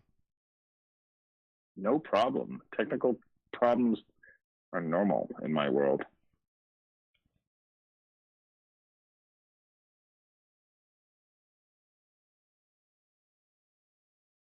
For our YouTube channel, because they can hear you, we will, while I'm working on this, I'll get you to answer Vinny's question. What was Father Sebastian's strangest experience in being a vampire? Being in Romania, I got possessed. I was in with a vampire named Andrea Bathory, and we were in a hotel in front of Bran Castle. It was just like out of a horror movie. There was a full moon over Bran Castle. I walked around Bran Castle, and lo and behold, we did a vampiric ritual, an ancient Romanian vampiric ritual, the Strigoi, and an entity came in the room. I could see it above me, and I put my hand out, and it jumped in me, and I was like freaked out because I could feel something inside of me. I felt like there was another person in my head. And it's like being in a room with someone who consistently, they're there, and you're sharing a room, and it's dark, and you can hear them breathing in their voice. And it was like I couldn't escape it. And Andrea Bathory changed personalities. He got possessed and started laughing hysterically, but I could feel I was losing myself, but I was feeling extremely powerful. And I thought I was hallucinating, so I took some sleeping pills, and I woke up the next day, and it was still there. I ate breakfast with this thing talking to me in my head. And then I did a ritual later that day, and I exorcised it out. That was the weirdest situation that I've ever had. That is very strange. 1 second here. Anne with KPNL, I'm having some troubles with the Spreaker feed right now. I'm going to leave that off for right now. So the Spreaker feed is going to be cut here, and I'll try again at the closer to the top of the hour. But we're going to continue on with the YouTube feed here because that's what we do here. We got to continue on.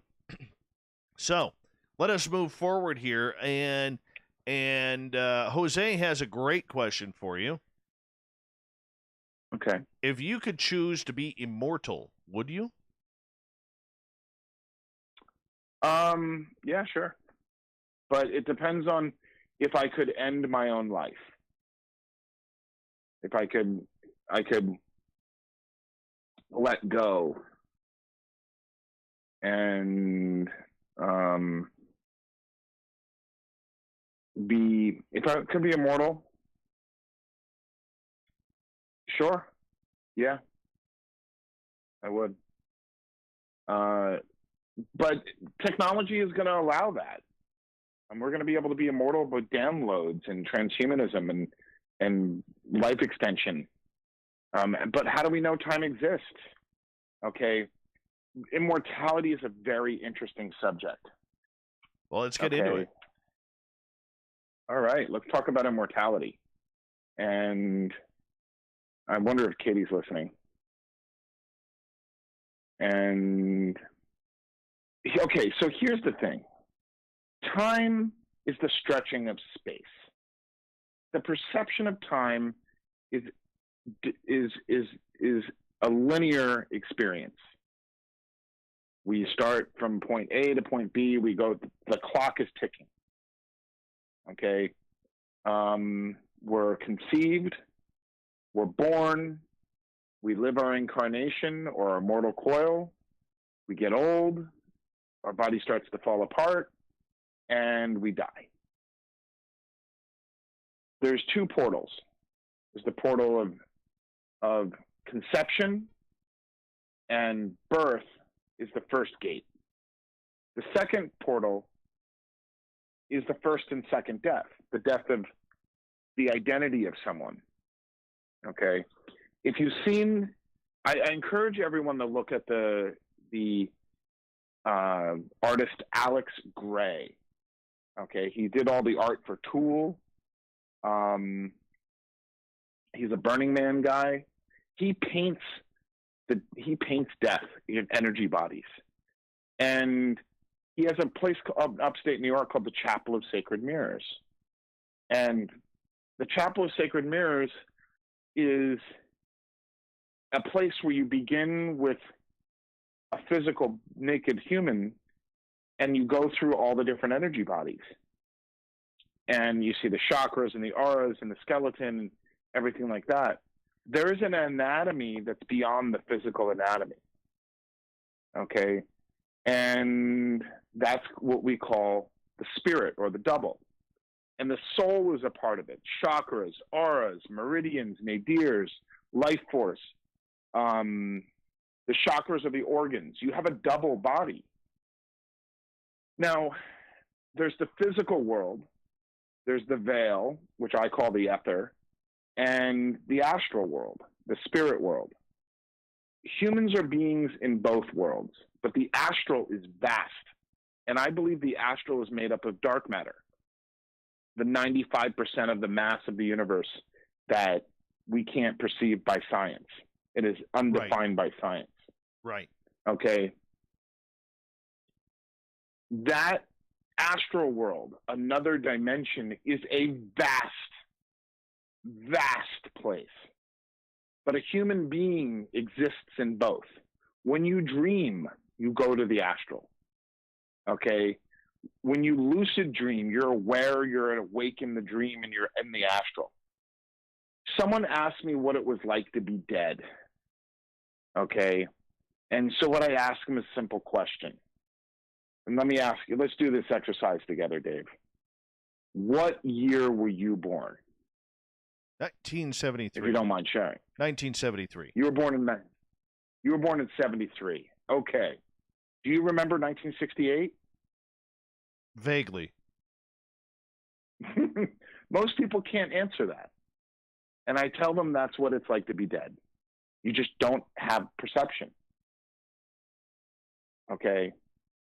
So what exists in the astral is not in the same time-space continuum as ours. Okay? It goes by a different set of time. Time does not exist in the same way in the astral or the spirit world or the subtle reality as it does in the physical linear universe. So, for example, humans have the ability to perceive time. We can plan ahead and learn from our past because we perceive the physical world. Well, animals, the majority of them, our cats and dogs, might know you, might be familiar with you, will know your smell, okay, but they don't have a sense of past and future. They live in the moment. Right. So in effect, that primal experience that they have is immortal. Okay. And do you believe, though, that there are immortals walking on this planet right now? No. I believe that there's entities that come from the astral that manifest in the physical temporarily and then go back to the astral.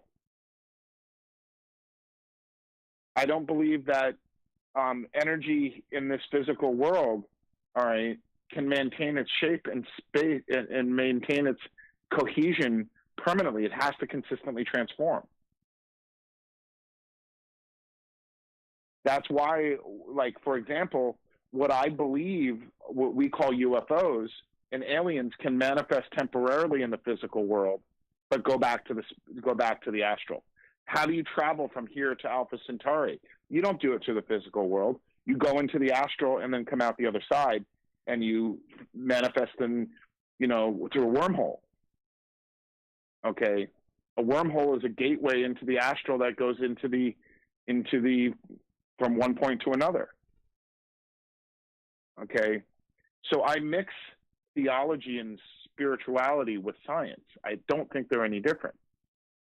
Metaphysics is metaphysics, and when you see, the UFOs going through in ways that are physically impossible, what they are probably is just a taillight that's manifesting in the physical world, but you're perceiving through the barrier, the membrane between us and the spirit world, or you call it another dimension, an astral world, or whatever.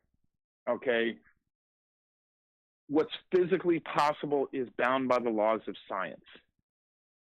And maybe someone might manifest 100 years ago and might re-manifest in the same way 10 years ago and hang out for 5 years and then go into the astral and come back. But do I think that there's a continual physical being that can maintain its cohesion in the physical world? I highly doubt that. And here I want to believe that the Highlander is real. Let's have the quickening. Right? I want the quickening.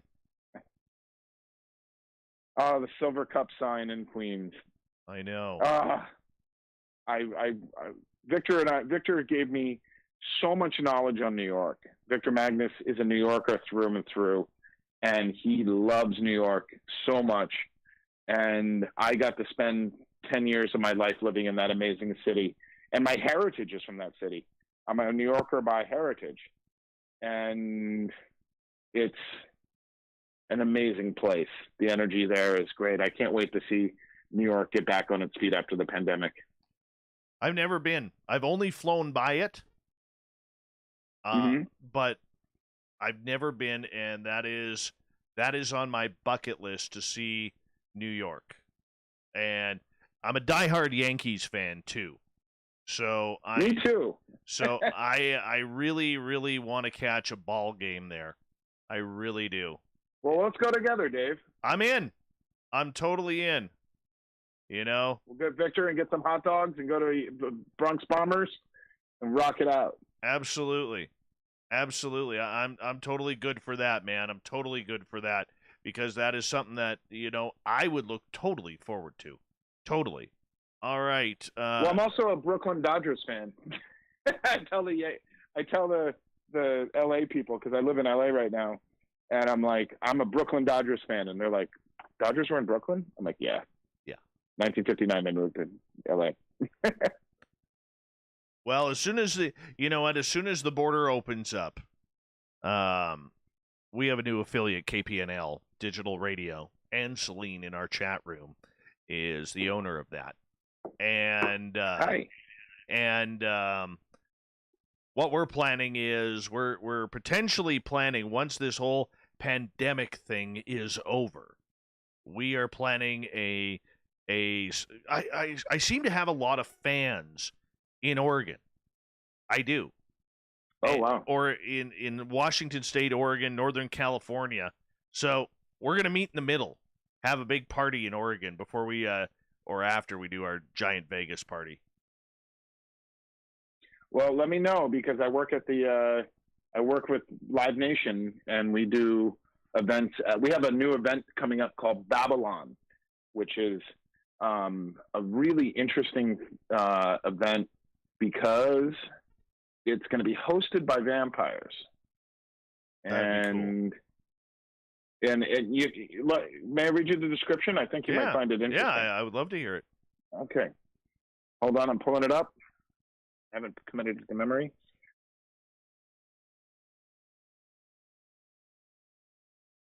Okay. Babylon, the Vegas Vampire Court of Excess, is a networking salon for vampires, witches, rock stars, moms, burlesque performers, psychics, and paranormal investigators. What if they do radio show hosts? Well, you're a paranormal radio show, paranormal investigator. You investigate the paranormal every night on your show. I'm just a simple Canadian here who is a weirdo. I prefer the term weirdo, to be honest. You're a weirdo? I try to be. Is that okay? I love weirdos. Perfect. I'm a weirdo too. Perfect. We'll get along just fine. Get along just fine. All right. We have about... let me check here.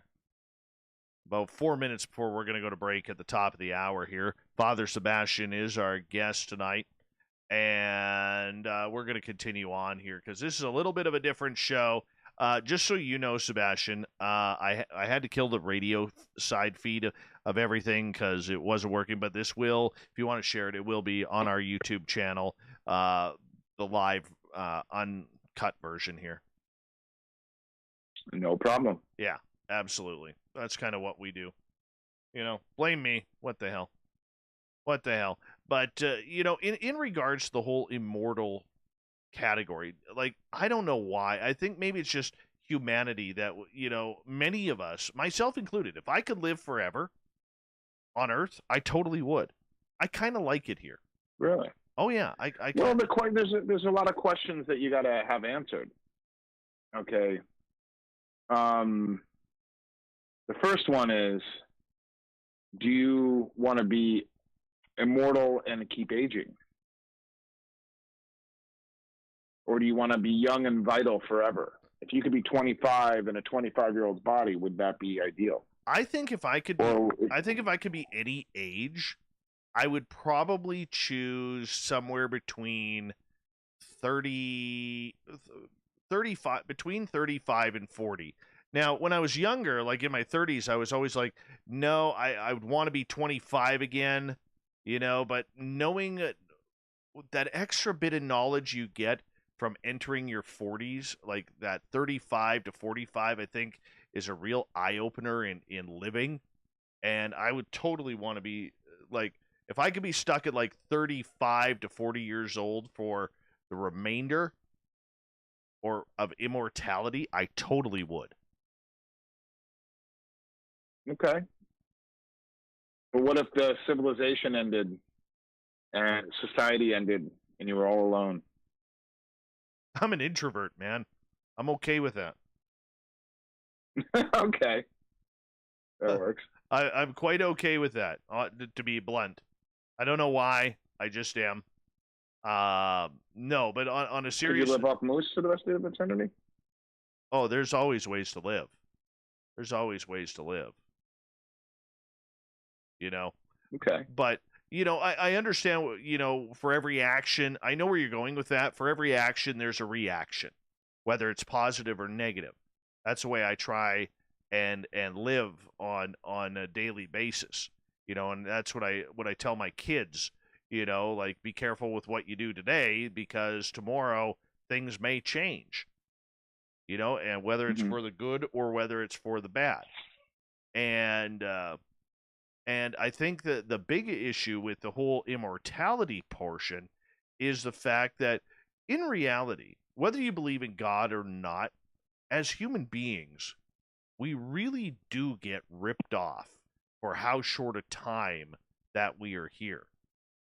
You know what I'm saying? We do get ripped off.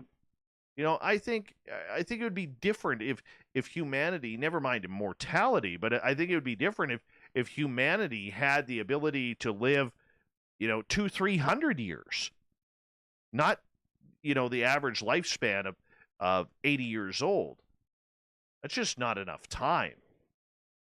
Well, there's also options for immortality. Okay. There's transhumanism, which is the concept of technology, posthumanism.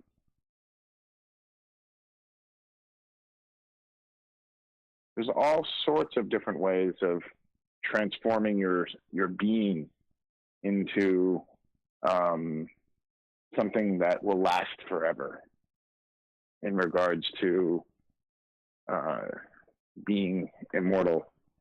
You can't drink prune juice for the rest of life. Oh, very true. Very true. What makes immortality? My friend, I'm going to get you to hold on right there because we are going to take a quick break here on Spaced Out Radio. Father Sebastian is our guest tonight, and we are talking vampirism, vampires. We'll continue with your questions coming up as we got it for another 30 minutes here on Spaced Out Radio.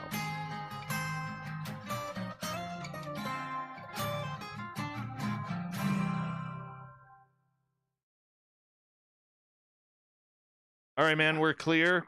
Vinny, thank you so much for the super chat, man. I really do appreciate that, bro. Really do appreciate that. Sebastian, I'll be right back.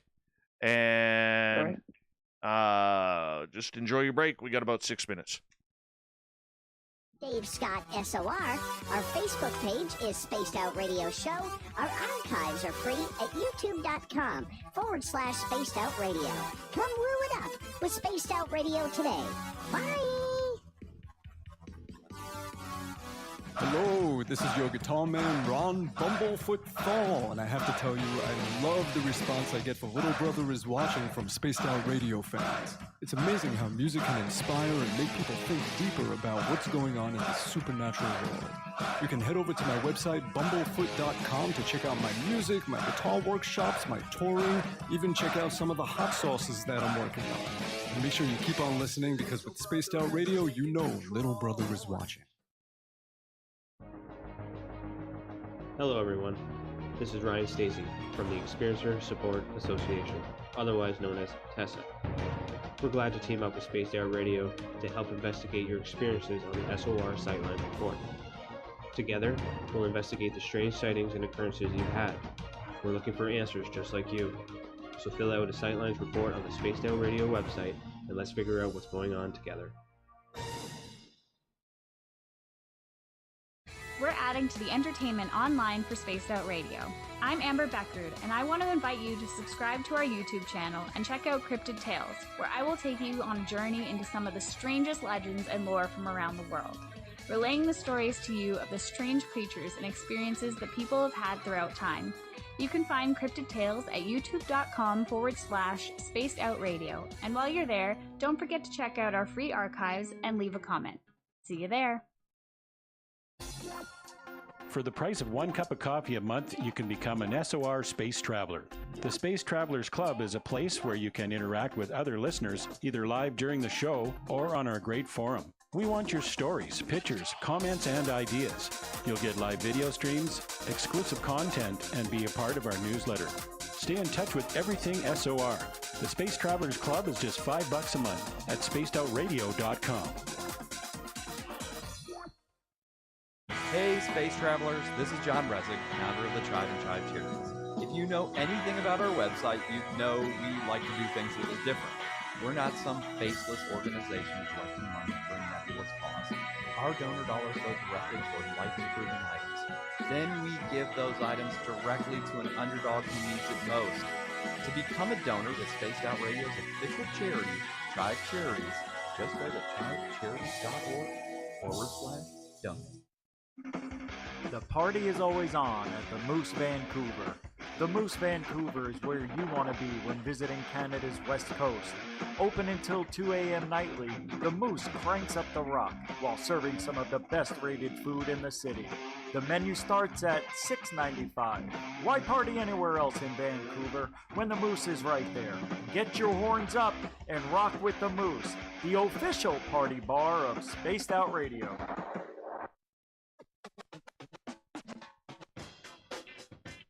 The SOR Vault is open for business, and we have some cool swag for you to pick up. All you have to do is head over to our website and click on the SOR Vault. You have a variety of cool logos to choose from, and put them on anything you want. T-shirts, hoodies, hats, coffee mugs, you name it, we can get it to you. So do your shopping by supporting the store you love. Get your Spaced Out Radio swag at the SOR Vault today.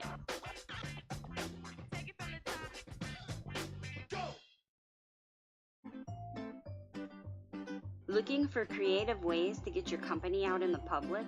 How about advertising on Spaced Out Radio? Our sales department is waiting to hear from you, and we can work around any budget. From commercial spots to banners to special promotions, there are many opportunities to get your name and product out to our SOR listeners. For a price guide and more information, please contact us at sales@spacedoutradio.com. Hi there, this is the paranormal lawyer Michael W. Hall.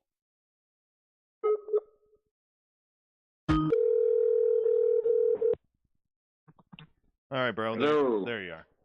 Okay, we're good. We're good. All right, YouTubers. Let's see where we are here. We've got about 90 seconds here. 90 seconds.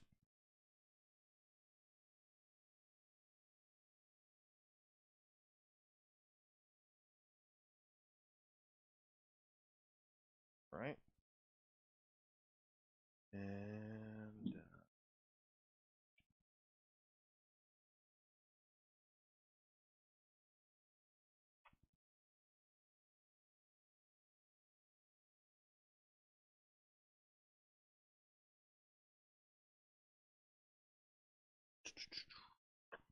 What?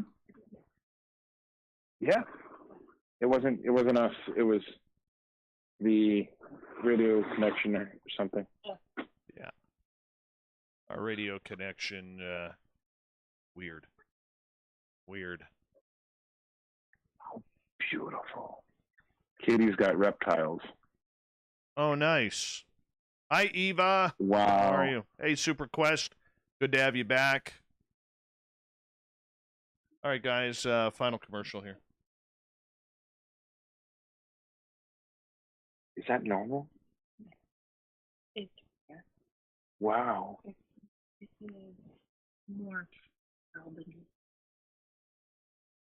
Can you hold her? Just a bite? All right, guys, 5 seconds here. Thank you to Ladybug and Vinny for the super chats tonight. I really appreciate that. Here we go.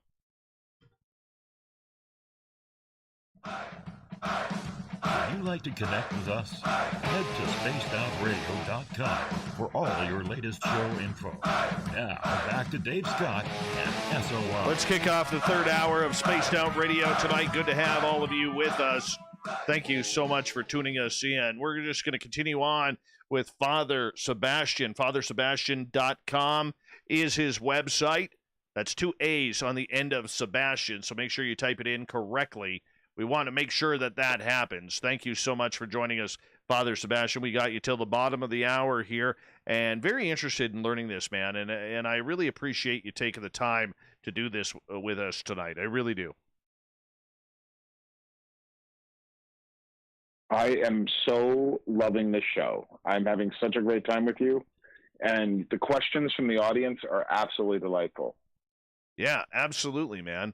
Absolutely, and we're blessed with a very, very brilliant audience here, both live and those who will, tune it in later on, by checking out the archives and everything like that. So it all works, man. It all works. I want to ask you, in regards to the entire vampirism, there is a real sexual connotation that can go along with this, without getting into too, open, shall we say, of an atmosphere. What is the sexual gratification that comes with vampirism? Well, I think it's more sensuality. I think it's more sensual than sexual. Right. It's also the predator and prey concept is very much a dominant and submissive role. And that is very much a part of, the kink of it and the arousal of it, to be seduced by the man coming through the window, or the vampires, or the beautiful woman in the nightclub that kind of uses some hypnotic power to overwhelm you. Seduction was created by women back in the ancient days and was invented by women to be able to compete with males' physical power. And if you read the book, The Art of Seduction by Robert Greene, he goes into the history of seduction. And the vampire, it might be physically powerful, but mostly functions on seductive powers. And seduction is cunning. There's a whole variety of different ways of seduction. Beauty can be used for seduction. Voice and the way that someone speaks, art, class. What you want to do is you want to capture your prey, like right. The Venus flytrap, and the vampire has that element to it. Is it almost is it almost a BDSM type of thing? It can be. I mean, seduction doesn't have to be kink. Seduction, Charles de Gaulle put his uniform on in 1962 and convinced the Argentinian French resistance to back down, and restored pride in France. And that was seduction. Cult leaders seduced their followers through charisma. And so seduction is not just sexual in nature. A salesman is seducing his customer to be able to agree with him, right, or her. Okay, a real leader seduces his followers and leads them through seduction. Okay, the seduction is a very interesting art form, and it's about cunning and charisma and leadership. And seduction is something that can be natural through charisma, or it can be a whole variety of things. You can use seduction. Scents and aromatherapies can be used to help and aid in seduction. Okay, and the seduced person is willing to suggestion. So the vampire is a seducer and is very sensual. In most vampire mythologies, the vampire is incapable of having intercourse, incapable of that. So what they do is they lure the victim in, and then they chomp on their neck, or they drain their energy. There's a really interesting movie called Life Force that is with 1984 movie about Halley's Comet and vampires being from another solar system, but they live off life force, not blood, and they seduce things. The incubi and succubi of ancient Sumeria and Babylon were seducers. You know, and it's very interesting. And also witches. Witches are seducers. The vampire, instead of being a forceful creature, sneaks up behind you or hunts you right in your face and seduces you, so you give your life force to them so they can survive longer than you. That's unbelievable. In regards to succubuses and incubuses, you brought them up earlier because this is part of, the energy vampires, so to speak. In my opinion of this also leads to a lot of curses out there. I'm curious in regards to your opinion of succubuses and incubi. Well, I think that there's some of the succubuses and incubi are some of the first vampire mythologies. There's some of the first vampire myths and legends, and they are energy vampires. They're not blood drinkers. And they're seducers. You think of a succubi as a beautiful woman with black hair and bat wings, naked, flying through your window. But in actuality, they're astral beings. And what's also interesting is they steal your breath and your sexual energy, which is your life force. And what I find intriguing about that is that it really relates to the hag syndrome of Nova Scotia, or the concept of alien abduction. Maybe they're the same beings. That I don't know. Do you believe, though, that these type of energy-type vampires have a purpose to destroy the human within the person or the soul? No, I don't think they're trying to destroy the human. I just think they want the life force. Just like, a human eating meat or an animal eating another animal. It's just survival.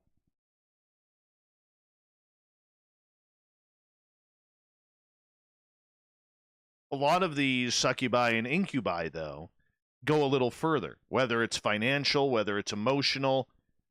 I know someone who dated for a long time, was engaged to a lovely woman who had succubi type of energy. And this is a man who, he wasn't rich, wasn't well off, but after they got engaged, it was like his entire financial world collapsed in on him. He ended up losing almost losing his home because of it. Well, in Anton LaVey's book, The Satanic Bible, there's a chapter called Not All Vampires Drink Blood. And it talks about that very kind of vampire, which is not even metaphysical. It's an emotional vampire. And this is a traditional psychic vampire. In my book, Black Veils, I describe them as emo vamps. Right. Emotional vampires. And they are the most common vampires, and most of them don't identify with wearing fangs or even that they identify with being a vampire. And there's another author that's published by Wiser Books called Psychic Self-Defense. It's a book that is really, really interesting.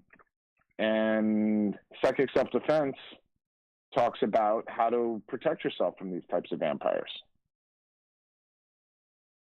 So how would you do that? And, well, the first way to protect yourself from emotional vampires is to avoid them at all costs.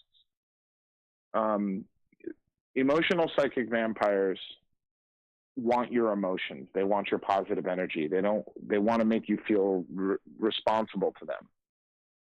They want to make you feel down and controlled. And they want to take your psychic energy. Isn't that there? And sorry for cutting you off there, because I'm very intrigued by this in watching a friend go through this. Isn't that, like, in this case, he was a victim from a female psychic type vampire who classified herself as a witch. All right. And when I look at the scenario and I hear everything you're talking about, it's like every time you mention something, it's like ding, ding, ding. That's correct. That's what happened here, so to speak. And I find that absolutely intriguing with what you're saying. So in that point, does the attractant or the succubi or incubi in this case, whatever you want to call it. You mean the predator? The predator. Do they not use their own sexual prowess in order to fill the need of want and need within the person whom they are trying to lure? They use the concept of codependence, and that you'll never get it from someone else. And they guilt you. And these are not just, this is what we call a traditional psychic vampire, not a psychic vampire who's awakened and ethical about what they do.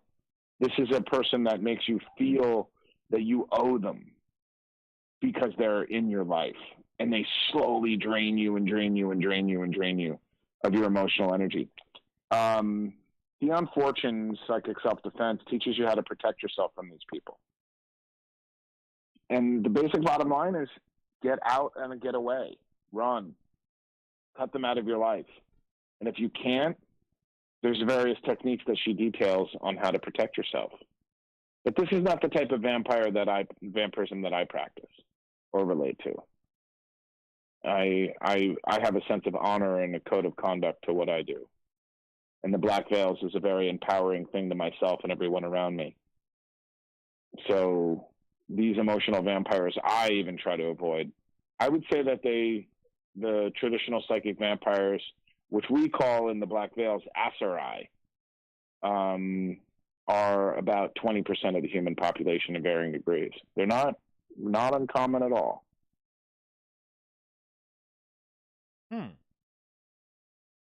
Very interesting. Very interesting. Since you became a vampire, how has on a personal level, how has your diet changed? Are you vegan? Are you vegetarian? How does this work for you? Because I know, like you mentioned earlier, there are people out there who, will go to restaurants and they'll order, very undercooked food, steaks or meats or whatever it may be. How does it work?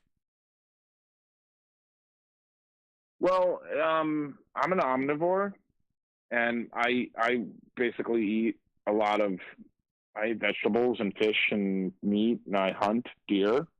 I love venison. I go hunting with my cousin twice a year, and I think it's very natural to hunt. You have a great appreciation of life, and venison is a very natural, non-chemical, and non-stressed food because we don't torture the animal and we don't stress them out. We try to make it as quick and painless as possible and as humane as possible. In that, I think it's important to be aware that having a sense of humanity, like the Native Americans had a spirituality when they hunted. They would bless and thank the animal for its life and show gratitude. But the bottom line is that the Krebs cycle, the cycle of the sun hits the ground, it gives energy to the plants grow, the animals eat the plants, and other animals eat the plants. Eating a predator, the prey animals that are the herbivores are usually the ones that are eaten, while the predators, you eat a predator, it's not going to be so pleasant. You know, you can eat bear meat or dog meat, but dogs and cats are predators, and they hunt with humans, especially dogs. I mean, dogs are an extension of humanity, and eating dogs is kind of stupid. I agree. Because they're a predator. I agree. But horses, a lot of cultures have been eaten. Horse meat is horses are vegetarians, and they're very, very, very. I grew up on a horse farm in New Jersey, and I'll tell you, even the gladiators in ancient Rome were vegetarians. So you don't want to eat another predator. It's not very healthy. What do you yet want to accomplish as a vampire? What I want to accomplish is what I've already done. I want to publish 2 books that will create a legacy beyond my days. First book is Black Veils, and I feel that's my magnum opus. And the second is a book called In the Words of the Father, which I'm writing with a friend of mine who I will announce in due time. And In the Words of the Father is going to be four books, each a decade, describing my adventures through the vampire world. Kind of an interview with the vampire style. The first book will be the 90s. The second book will be the oubliettes, or the 00s. The third book will be the teens. And the fourth book will be the 20s. Let's see if it's done. I want to ask in regards to vampirism. Again, there's an entire culture within our population of this planet who believes that vampirism is evil, tied to, Luciferian or satanic ways. What is your opinion of this? I think vampires are very interesting because they have 2 rules: no politics and no religion. Vampires are not a religion. There are religions that vampires practice, okay, but generally it's not a religion. It's a spiritual path, it's a philosophical path, but it's not considered a religion. And by most, there are different groups that consider it a religion, or have religious elements to it. But the general vampire community considers it an energy signature, a spirituality, a magical practice. And you'll have Catholic vampires, you'll have Christian vampires, you'll have Jewish vampires, you'll have Muslim vampires, you'll have atheist vampires, you'll have agnostic vampires, you'll have Wiccan vampires. And it's an incredible diverse group of people. Every vampire is different. And it really depends on the individual. But the myths of like, I go to bed at 10 o'clock and wake up at 6 in the morning. And I don't sleep in a coffin. I have a normal job. I'm actually a COVID response officer in training to try to get us back to normal in the event industry. And one of the things that's amazing is that I think my work through the black veils and my interpretations of vampirism have let us be perceived from axe murderers to members of society. You can be accepted as a vampire like in True Blood. You can say to your boss, I'm a vampire. Okay. Let's go to work. we got 3 minutes left with you guys here tonight. And I just want to ask, for a lot of people, it doesn't matter what it is, whether it's sports, whether it's radio shows, music, vampirism, sexuality, politics. We see a lot of extremism, people that are taking it just way too far. Is that something that is prevalent in the vampire community? There are extremists in every community. There are extremists in every political party. There's extremists in every religion. There's extremists in every culture. Okay, there's zealots. And that's where the danger lies. There are zealots in the vampire community that take it way too seriously. And there's one thing about taking something seriously, and then there's one thing about taking it too far and being a zealot about it. I have a lot of friends that are Christians, and they said, okay, if you don't believe in Jesus, that's cool. Okay, I have a lot of friends that are pagans, and I don't believe in their gods. They don't curse me for it. Or,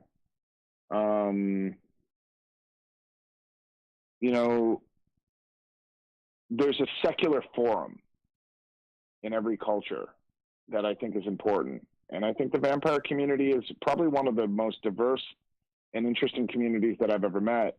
But there's always the dark side to it. And I've never met a vampire that's physically committed it, in the name of vampirism. There's bad vampires, just like there's bad Christians. There's bad Satanists and there's good Satanists. Okay. There's good atheists and bad atheists. It really, really depends on the individual and how they interpret it. It's like the old story of, use a gun to hunt, okay, and feed your family, or use a gun to murder somebody. All right. There's different perspectives and different ethics.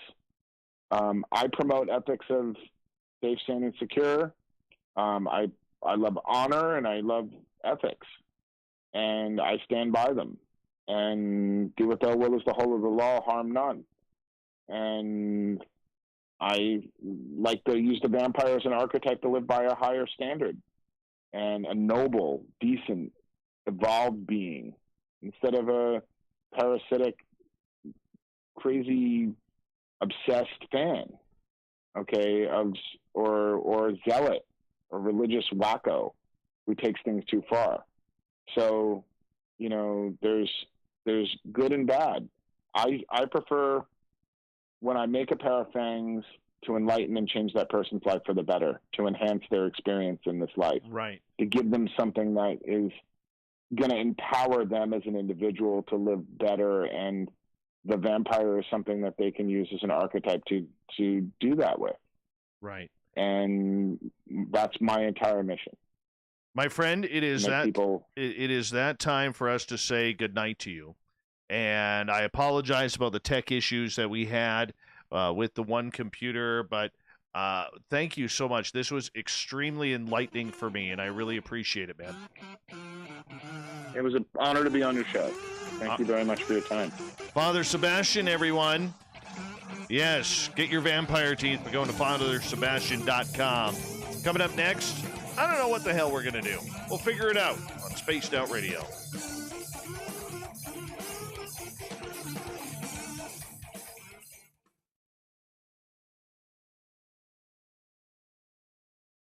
All right. Thank you. I apologize for the technical issues that we were having tonight. I really do. I don't really understand them. But, at least we got this out here. We do. Oh, I liked him. Good dude. Good dude. Really good dude. So, normally I do the news. Do you guys want the news, or do you just want to hang out and chat? I'm going to leave it to you guys. And I'll take your questions on and ask me anything the next half hour. What do you think? I'll leave it up to you guys.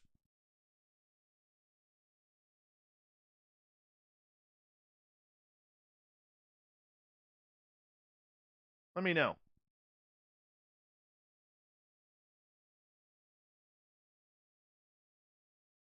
Let me know.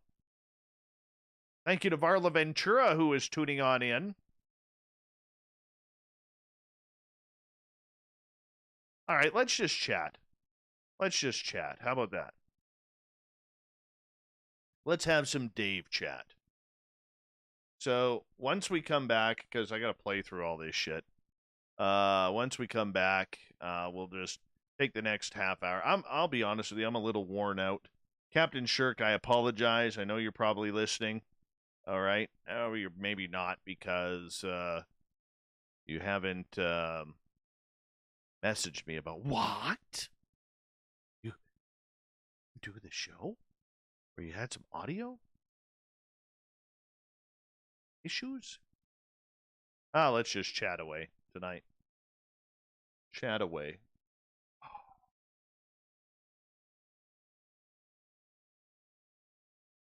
Yeah. Hi, Shanner Banana. How are you?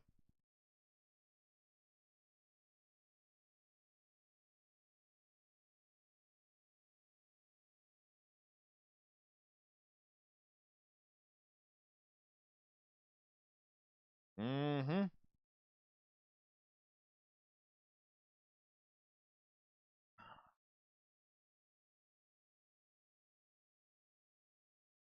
I have pizza waiting for me upstairs.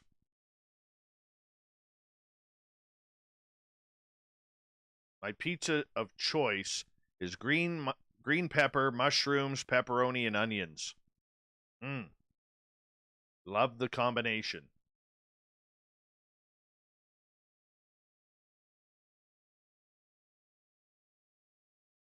Love the combination.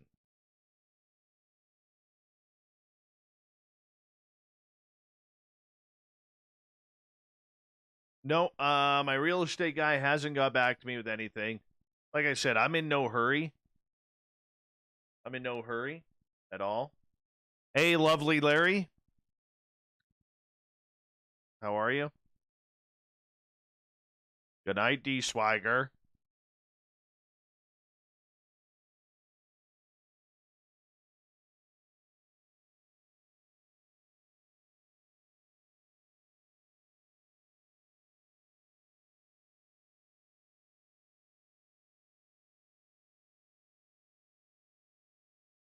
Hey, Robin, thank you so much for tuning us in.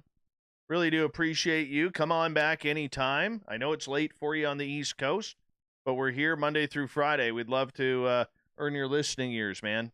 Thank you.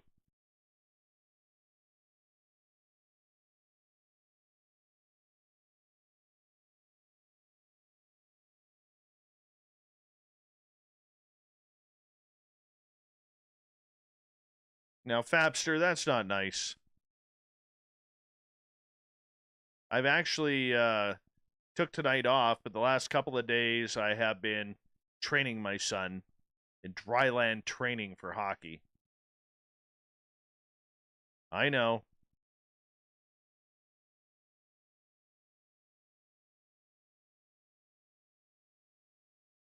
I know. It's so typically Canadian. Victor Magnus.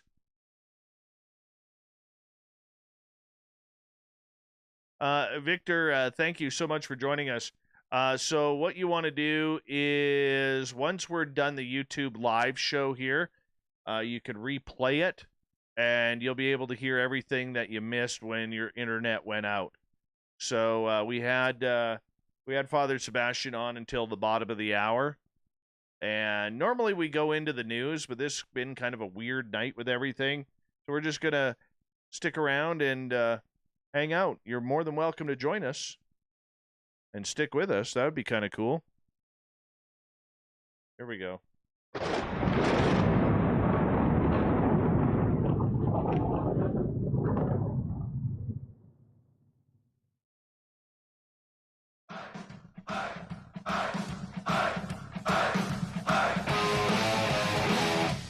Hey everybody, I'm back. Even though you didn't see me leave. Kind of cool. My beard's coming in nice.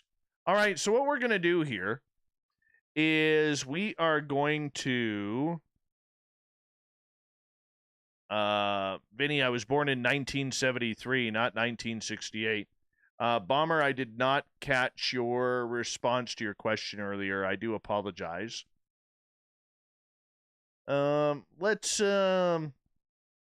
Let's get to some of your questions that you have. We're just going to do an open forum here, and I will do my best to answer almost any question that you guys want to throw at me. We'll have some fun. Joe says, Dave doesn't look a day over 143. Thank you. I appreciate that. It's the Mighty Moose Beard Oil at mightymoosebeard.com.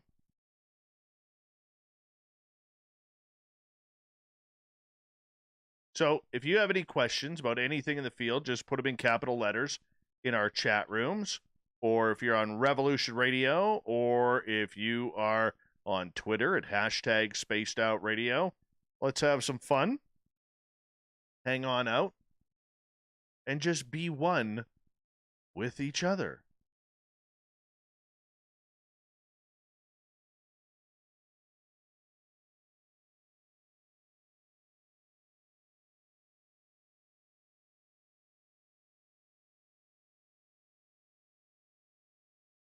It was a good show. Very good show.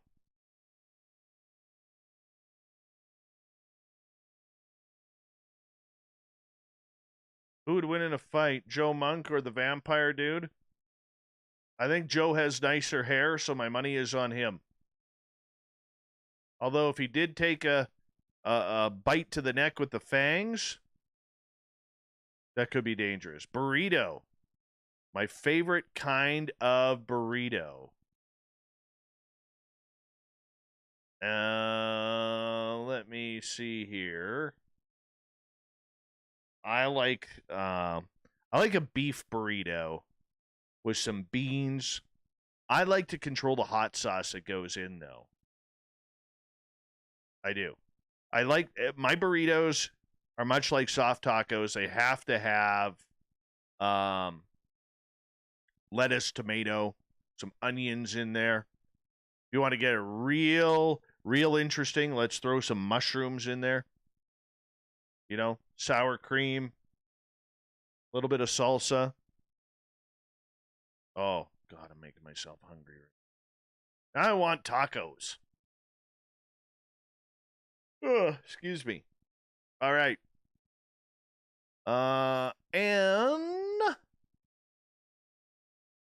Well, thank you, Bomber.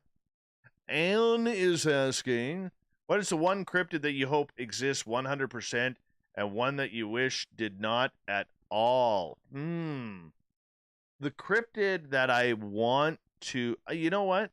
The one I want to exist is Megalodon. That is the one. I mean, could you imagine like 60, 70-foot sharks swimming in the ocean? How badass would that be? You know, I would never see one outside of what I see on television. But that would be badass. Totally. I was reading it's really cool because I was reading this article yesterday that scientists are trying to bring back or debating whether through DNA to bring back certain species. And some of those were like the thylacine aka the Tasmanian tiger, saber-toothed tigers, woolly mammoths. There was a couple of woodpeckers, freshwater dolphins, even though they're still but another species of it. I don't really like playing with nature that way, even though we've screwed it up really, really bad. But I think it would be cool. Now, the one that I do not wish at all, oh goodness.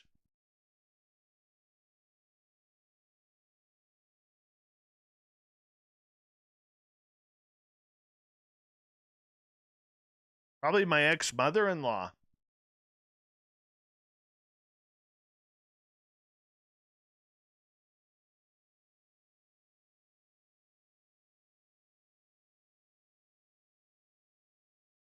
Eva, I didn't know you were a teacher.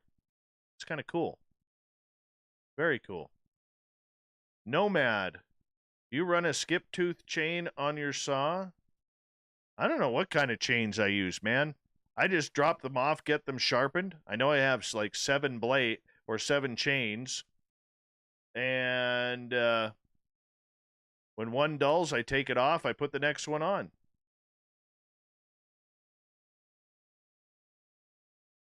Excuse me. But I love my chainsaw. I officially told it I loved it today. You know, pulled it out of its case. Haven't used it in like 3 weeks. Choked it. And then put it into gear. One pull. Vroom starts. Oh, love it. Love it. So cool. Let's see here. Mere person. Oh, I love you too. I love you. I love you. I love you, mere person. Oh, let's see here. Anthony, New York Anthony. Do any of your guests have an interest in the energy industry over power machines, magnet motors? I don't know. I don't really ask. The main, but I have a reason for that, Anthony. I do have a reason for that.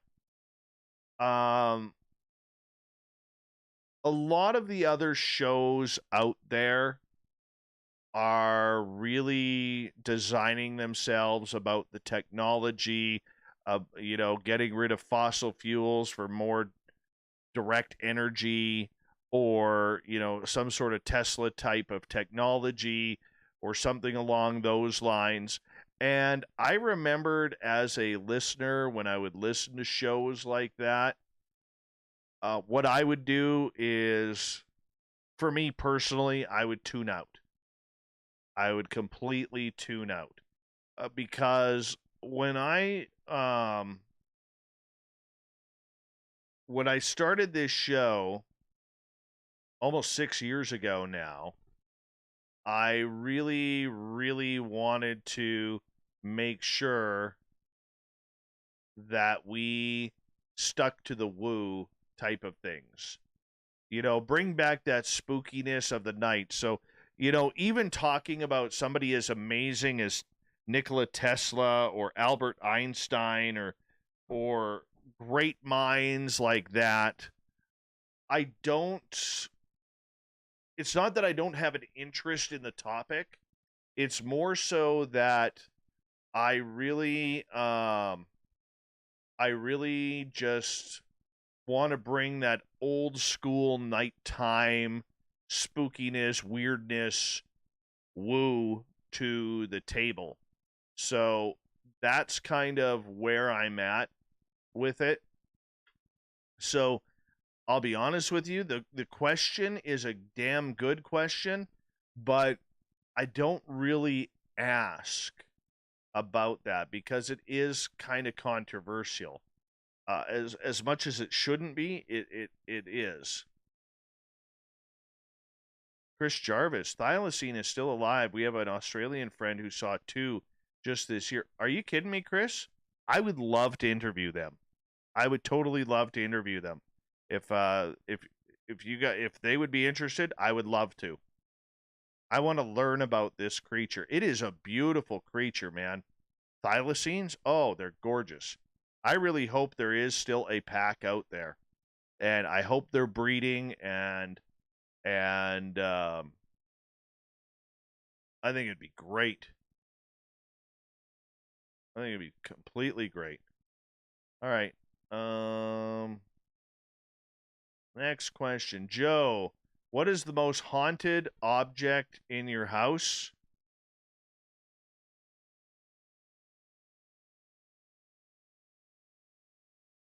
You know, I don't even know if I have one. Believe it or not, as weird as that seems, I don't know if we have one.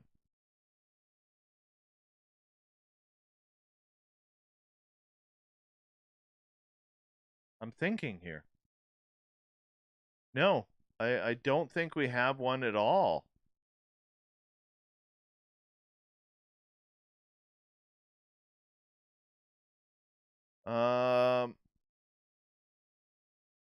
Marty, do you want the thought of the Dave? Veteran Marty? Do you want the thought of the Dave? Yes? No? Let me know. Because I can do it for you, buddy. I have no problem with that.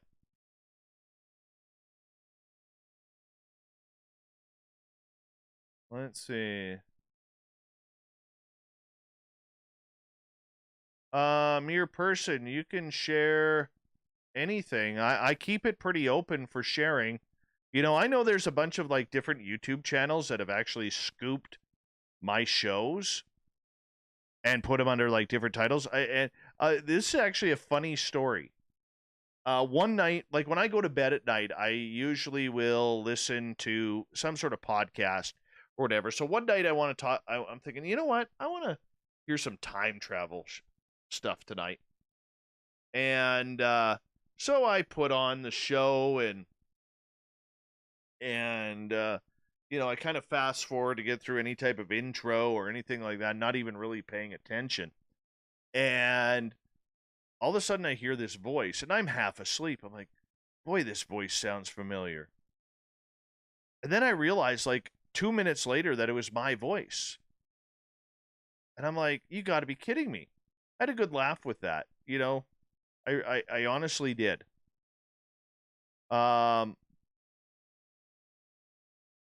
Yeah, Chris Jarvis, hand that name over to Corrence, the booking guy, and let's see if we could get him. If you have a contact email for him, I would love to see that. Oh, and I'd love to see the video too. That'd be amazing.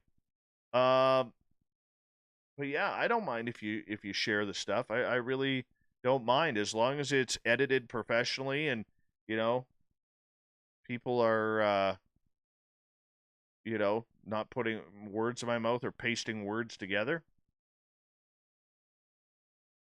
Let's see here.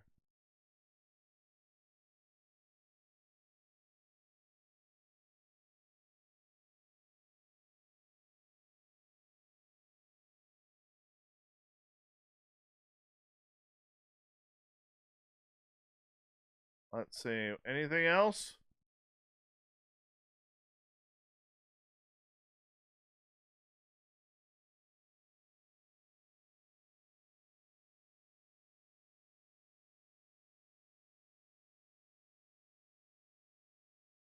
Give me 1 second here.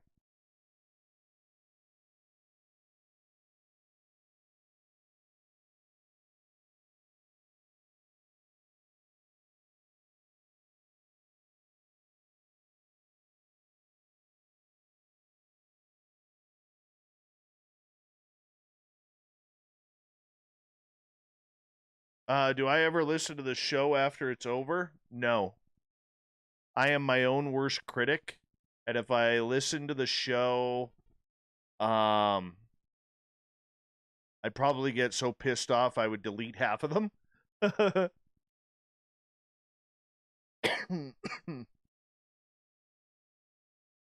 Corrence, the booking guy. When Carl comes a calling, do you ever notice a drop in sperm count? Not really.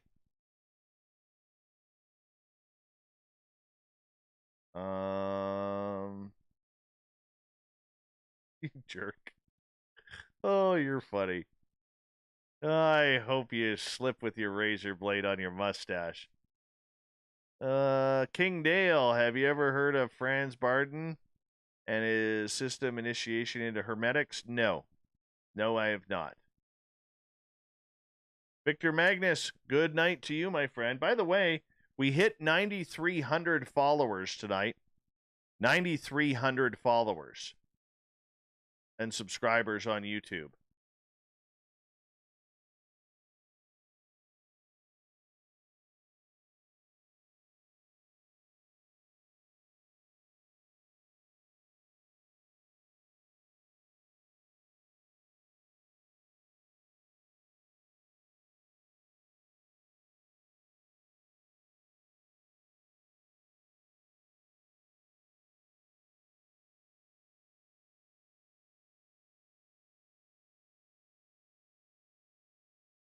Let's see here.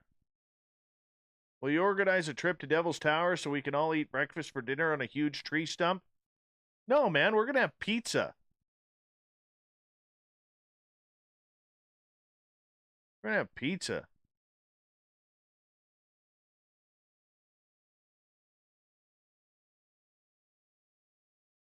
King Dale, you are firing the questions.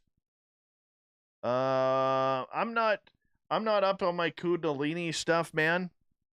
So I'm gonna bounce that one. I hope you don't mind. Let's see. Mere person, Dave, what are your thoughts on the green stuff? Any connection to the, you mean like marijuana? I'll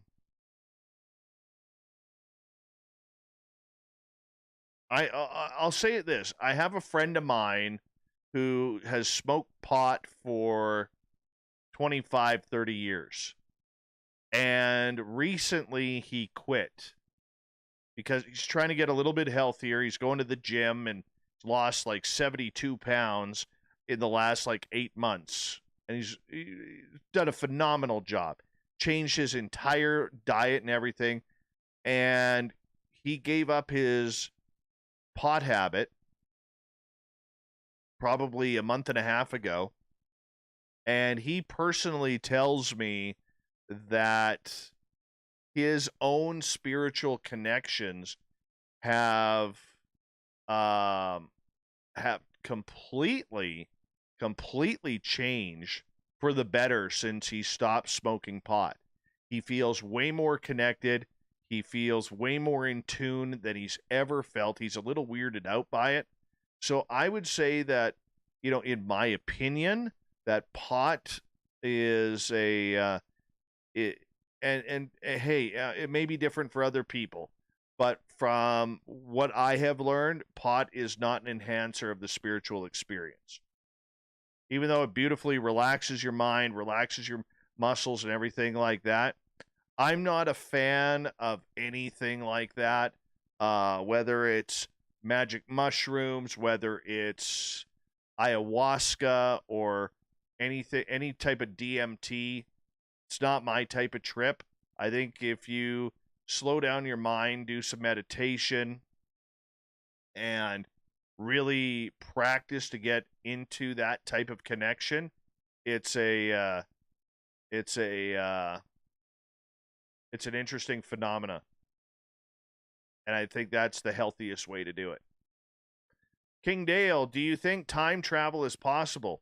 Dude, I think that there is time travel going on. I really do. Now, I don't believe some of the people who have come out about it. I'm not sure about John Teeter. Yes, there will be a lot of people who say that he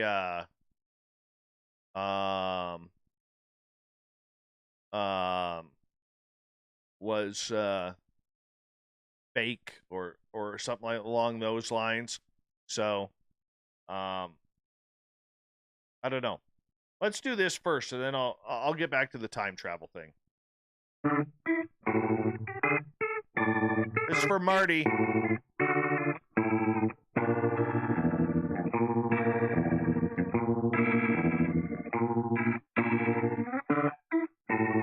Thought of the Day happens every night at this time, where we ask a question on Facebook and Twitter, then read your responses on the air. So we're going to get into this. I lost track of time, Marty, but we will do a good one here. Can you explain to me the fascination with vampires? Marty, one of our favorite veterans, the quest for immortality, as well as the great nightlife you enjoy for hundreds of years. Beautiful clown, Marty. She is sinisterly hot. John, this coming from a guy who says we own the night? You first, Dave. Haunted History BC, definitely in immortality, and a lure of living predominantly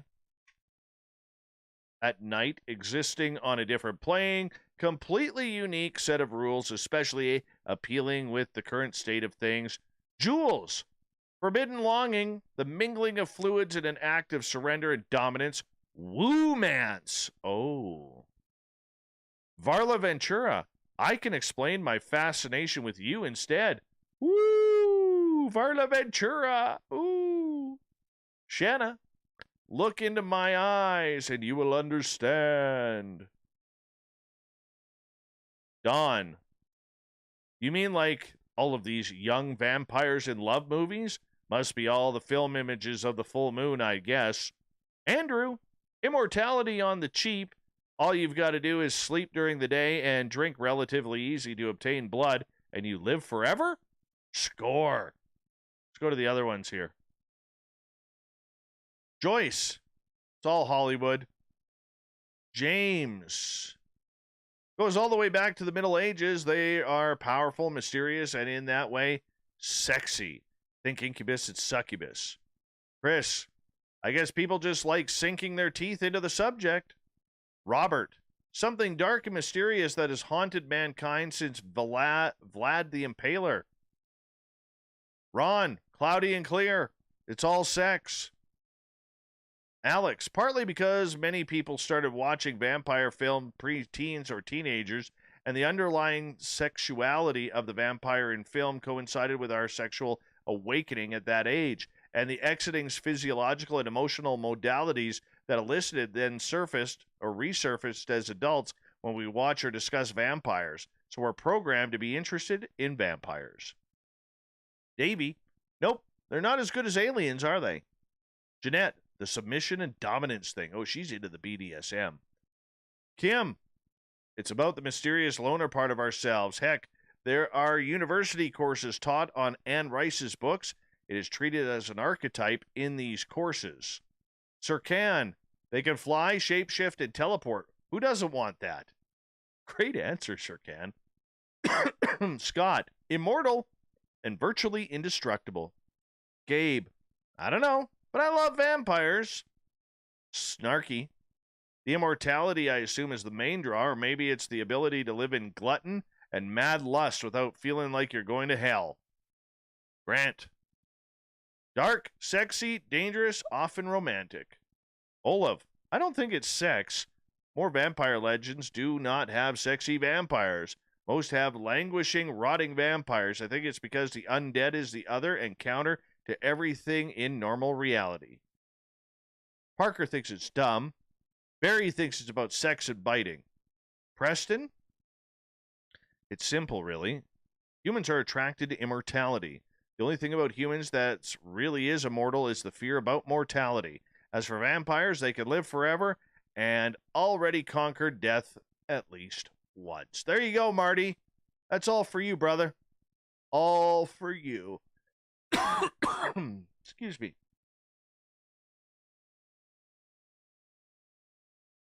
Back to time travel. I close that off. Back to time travel for a minute. I think we already have. I really do. I think there are people out there. I believe that there are jump rooms out there. I believe there are time travelers out there. Would I love to see one? Sure. I believe that there are some people out there that have opened up, whether it's a closet, a door, a gate, or something, have opened up to a different timeline or dimension. I'm a big fan of that. Big fan. So yes, King Dale, I am totally believing that time travel is real. I think that we should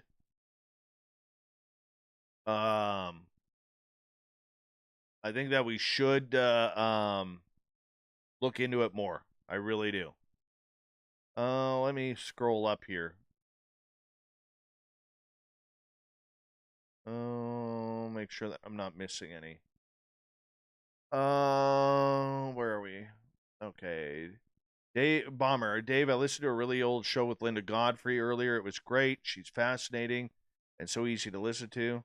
Thank you. I love Linda. She's amazing. Crow Creek, what is my favorite topic for discussion? It kind of changes every now and again. It really does. I love talking aliens and ET contact with true experiencers. Anything to do with UFOs. I love Bigfoot, Dogman. But I would say that my keen interest right now is in dimensions and portals. I think a lot of researchers out there need to start looking into this a little bit more. They need to really start looking very, very closely at this potential reality. I think a lot of the missing people that David Paulides writes about are people who have walked into different dimensions. And they're alive on some other timeline, but not here. They're gone. So that is like one of my big ones right now. And I think it's fantastic. My favorite hot sauce that I've tried to this date, I have not tried Bumblefoot hot sauce yet. I got to get some. But my favorite one in my fridge is 1.2 million Scoville units. It's called Green Ghost. Fantastic. Absolutely fantastic. It doesn't just burn, but it's a tasteful burn. King Dale, do you think meditation could give you ayahuasca-like experiences? Absolutely. Why do I know this? Because I've done it.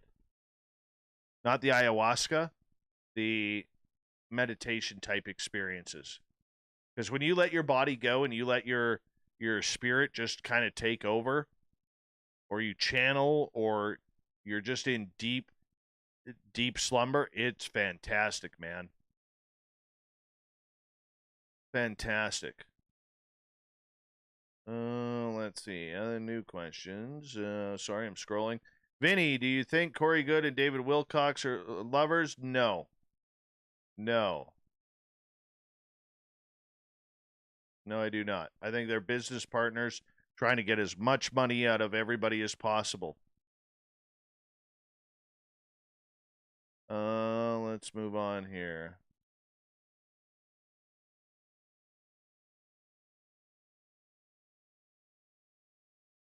Moving down, scrolling down here. I gotta catch up.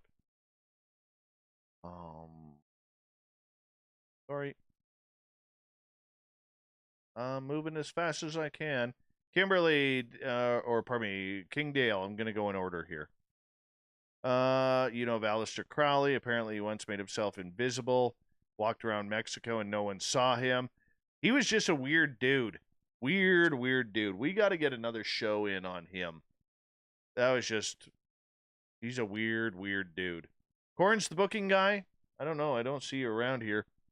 But we should do a show on Aleister Crowley. See if we can bring him in. That'd be cool. Kimberly, what is your opinion on parallel universes? I totally believe they are going on. I totally believe they are going on. I think science is leaning that way too.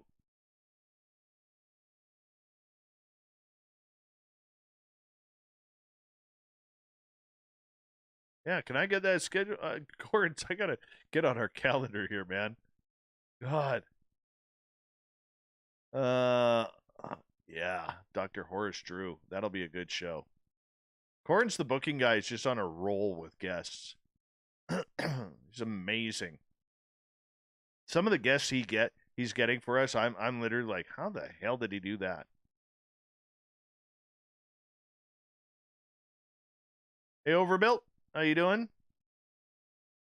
All right, Bombshell Bomber. Dave, the Sasquatch DNA studies showed the mitochondria was human female. What do you hope for humanity's sake is the rest of the unknown side? I don't know. I don't know. I still believe that there is something supernatural about this creature. You know, I really do. What it is, I have no idea. Hi, gorgeous Teresa. You're looking stunning tonight.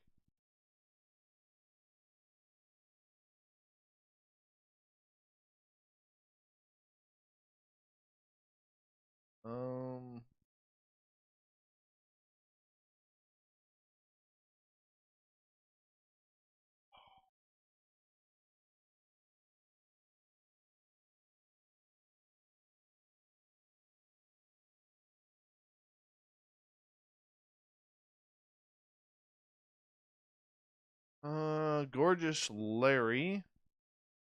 Do you think people in parallel universes could parallel park? Maybe some of those universes don't even have cars.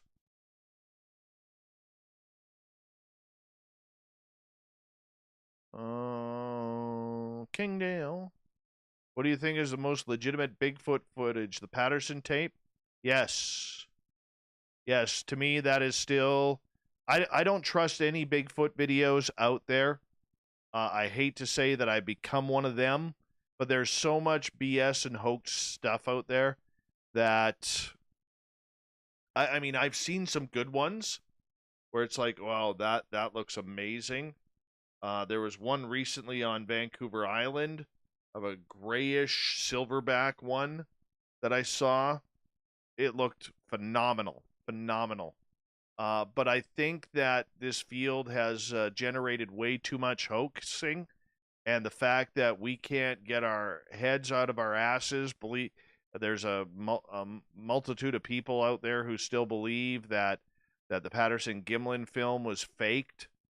I don't lean that way, but I think it's something that really, really needs to be looked at. I really do.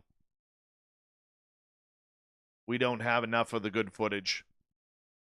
And that also opens up the debate that I had with Rich Giordano on his show a couple of weeks ago when I was a guest, where if I had that smoking gun video, I really do not think that I would release it. I may like publicly. I may release it to like scientists, people like that, a couple of cryptid people that I've met, but I don't know if I would release it publicly if I had that smoking gun video.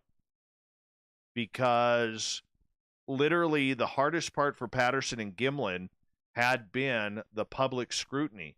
You know, everywhere they went, people knew them, and they were, you know, imagine being called for 50, 60 years of your life a liar or a faker or a hoaxer or an asshole or whatever, right? I wouldn't want that. All because you took a fucking video, right? I just wouldn't want that. That's not cool to me. I don't think that's right, and I think it's completely wrong. And, you know, we're so quick in this field to try and hurt people. We always want to try and hurt people in this field. And I think it's bullshit. And, you know, just because you don't believe it doesn't mean that it's not real. And I think that's one of the biggest issues we have in this field, is that we're always trying to be that skeptic, you know, be that guy. So I'm actually quite passionate about that. Pharmacy on supernatural. Do you lean more towards alien or spiritual? Both. Both. I don't know how else to answer that. I really don't. Let's see here.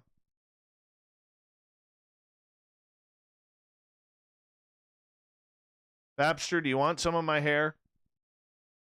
I'll send you some. King Dale, what do you think is the best UFO footage? To me, it's the footage in Turkey in 2007.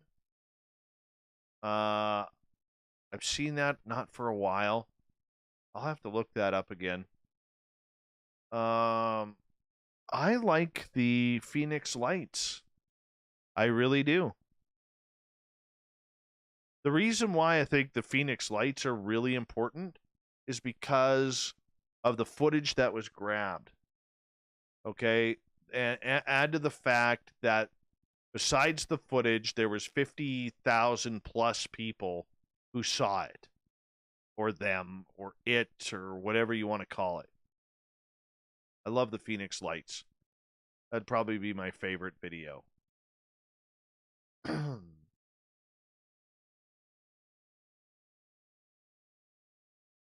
Let's see here. Do you think aliens and the spiritual are similar realms? Yes, I do. I think it's all tied together, Larry. Or pharmacy, pardon me. I really do believe it's all tied together. There's this invisible cord that has been sewn in the cryptid world, to the paranormal world, to the UFO world, to the conscious world, to the spiritual world. And I think that's the true genesis behind all of the study, or genesis behind all of the study at Skinwalker Ranch. I really do. So, that's what I think. Yeah. That's what I think. Who do we got on next week here? Corn's the booking guy. Dr. Horace Drew, crop circles, human time travel. Oh, that's going to be good. Dr. Bruce Maccabee. You know Dr. Bruce Maccabee, Corns, is one of the aviary. I forget his bird name, but he was one of the aviary. Good pull. Science Bob. We don't have Brian Shulin. That didn't happen. I got to figure out something for Science Bob. Let's see. Leonard David on the 12th. UAP, space race, colonization of planets. That'll be interesting. Oh, Krista Alexander and Kara McIver of Twins Healing Magic. That's cool. That's the Friday night show next week. Good job, Corrence, the booking guy. Good, solid job again. Let's see here. Dave, the Independence Day footage is one of the only ones that looks genuinely authentic to me besides Patty. Mama and baby walking. What do you think of that one? I'd have to see that one again. What makes me think that the Patterson Gimlin film is legitimate? Tits on the Bigfoot. That's what makes me feel it's legitimate. Tits on the Bigfoot. Sandra, what are implants for? To make women's breasts seem larger or more rounded, not as saggy after child rearing. That's what I think implants are for. They're lovely. Let's see here.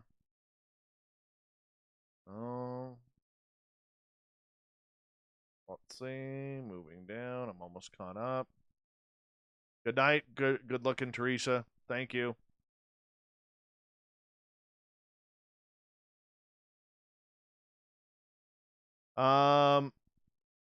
Dale, here, and that's a good question about the Patterson Gimlin footage, but I'm going to tell you this. It could very well be. However, if you look at the new 4D image of that, you can see the muscles on the legs moving, which is incredible. Number two, The breasts are huge on this creature. And if you are creating... How can I put this properly without sounding like an idiot?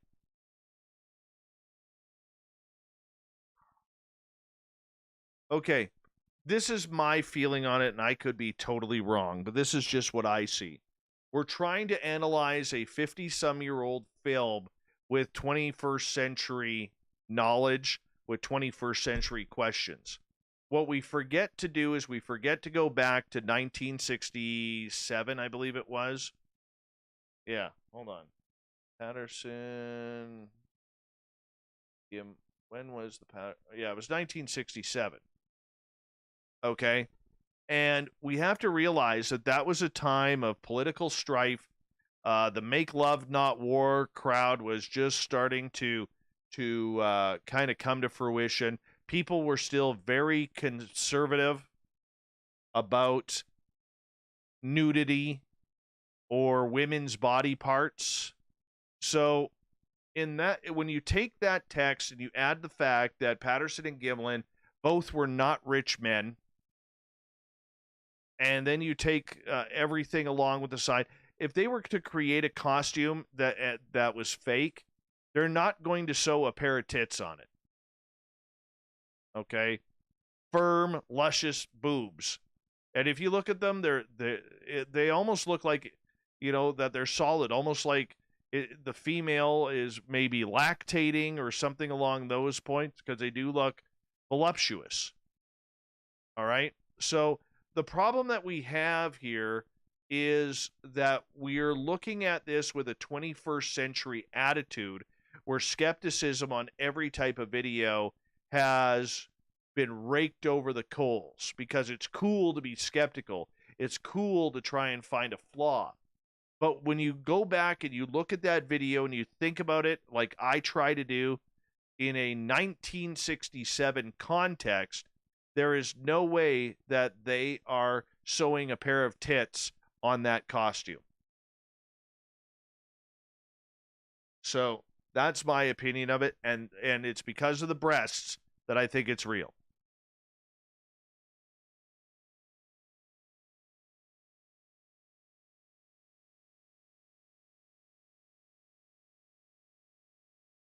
Well, let's see here. Did I miss any other questions?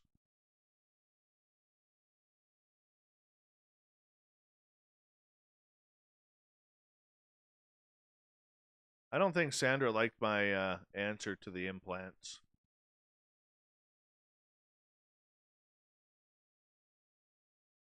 I guess this is where I say, bye, Sandra. Bye, Sandra. Bye, Sandra.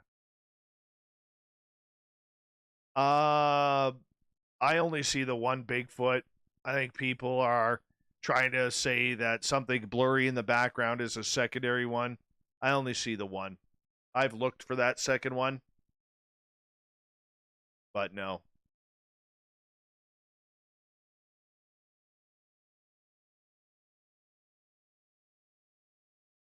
Good night, Kimberly.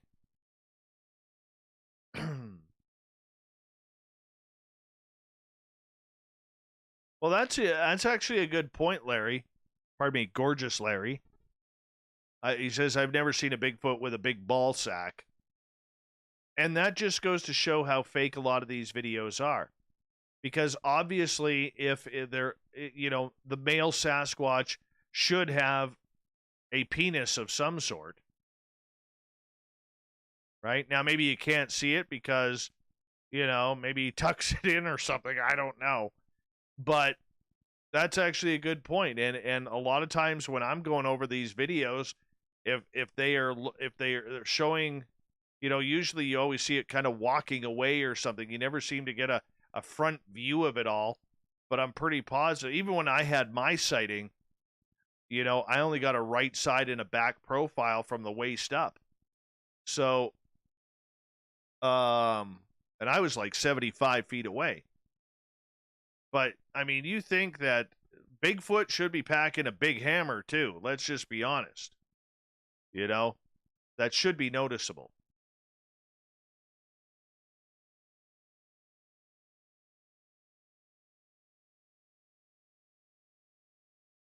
Yes, I saw 2 in September of 2013.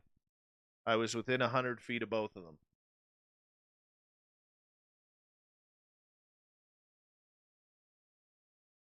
And I've heard in October 2018, my friend and I got talked to.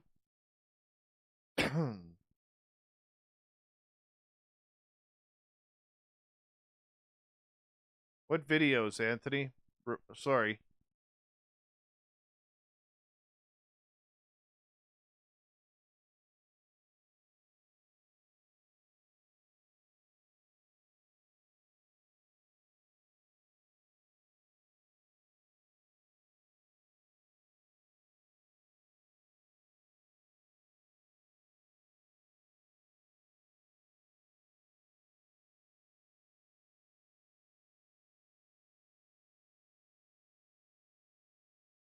How did I feel when I saw it? I literally just stood there and watched in awe. It was amazing, and I remember just thinking, holy shit, it's real.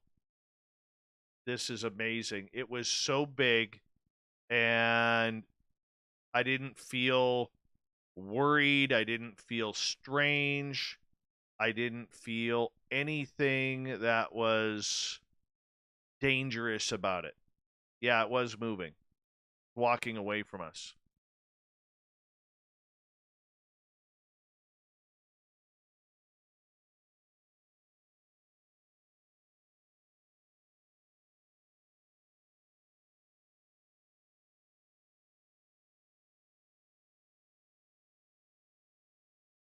Anything else?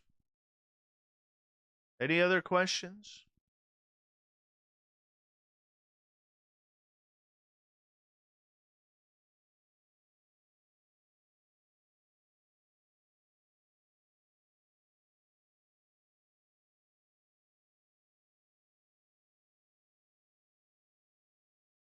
I have seen aliens before. I have seen 2.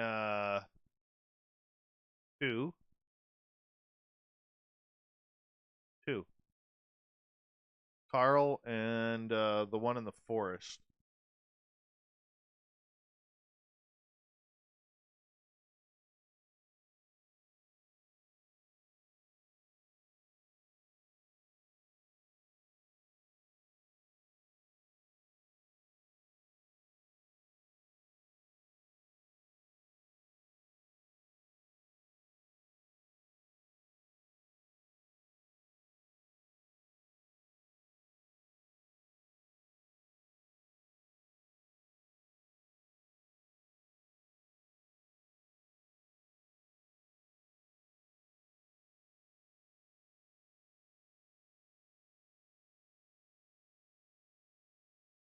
I've seen fairies. I do believe fairies are real. I have a video of a fairy on my phone that my daughter caught. It's a 6-second video. Good night, Jose. Have a good night.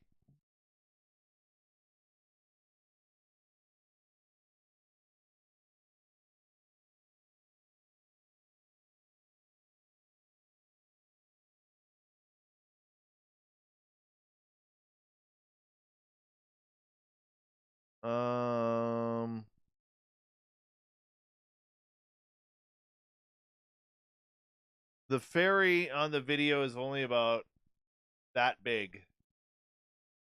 That big. Tiny. Why do I...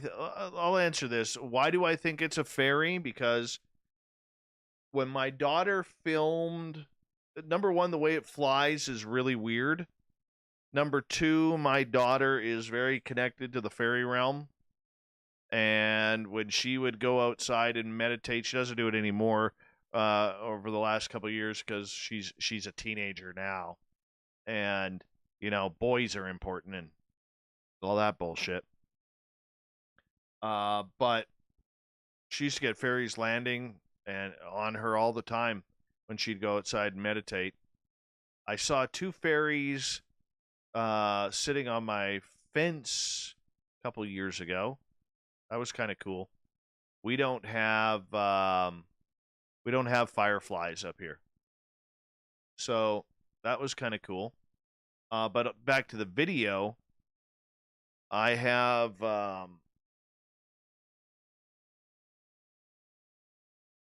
you have to understand the context of where I live, and it was filmed in the winter, and if you know where it's when it's really cold, all right, when it's really, really cold, I believe that when the day she filmed it, it was like -20 or -22 outside. There aren't a lot of bugs flying around or moving when it's wintertime up here. So you don't have flies, you don't have horse flies, you don't have any other type of bug that's flying. They're either all hibernating or they've moved into a tree or they're underground, keeping warm. So the way this thing flies, it's extremely, extremely weird. So that's why. Will I ever release that video to the public? No, for a couple reasons. I have had experts look at it, and they found it very, very cool and interesting. But I won't release it publicly because I don't know how to edit, don't know how to block out my daughter's face and her friend's face. I don't want my daughter to have the scrutiny of this field. That's the dad in me. And frankly, the way that nobody believes anything in this field, I don't know if it's worth it. I really don't. A lot of people may not agree with me on that, but that's the way I feel. Bomber, Dave, how real do you think it is when we are being visited in our dreams? I think it's very real. I know. I know. Hey, good night, Dale. Thank you for asking your questions, man.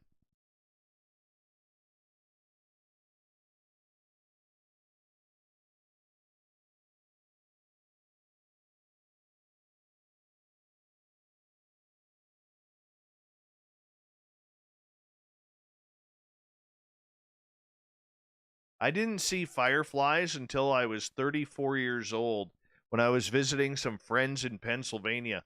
I didn't know what the hell they are. I remember saying to my buddy, like pointing in his backyard, I'm like, what's that? And the minute he would turn to look, he'd be like, what's what? I mean, there was like this green thing that was in the air. And he's like, what are you talking about? And then he'd turn back the other way and I'd see it again. And dude, what seriously, what the fuck is that? And finally, after about 5 minutes, he saw what I was looking at. He goes, those are lightning bugs, man. I said, really? I said, never seen fireflies before. It's like, come on. And I'm like, no, man, I've never seen them. I literally went chasing them in his backyard because I wanted to grab one. I wanted to look at it. So I actually caught one, and it was lighting up my hands, and I just thought that was the coolest thing ever. Ever.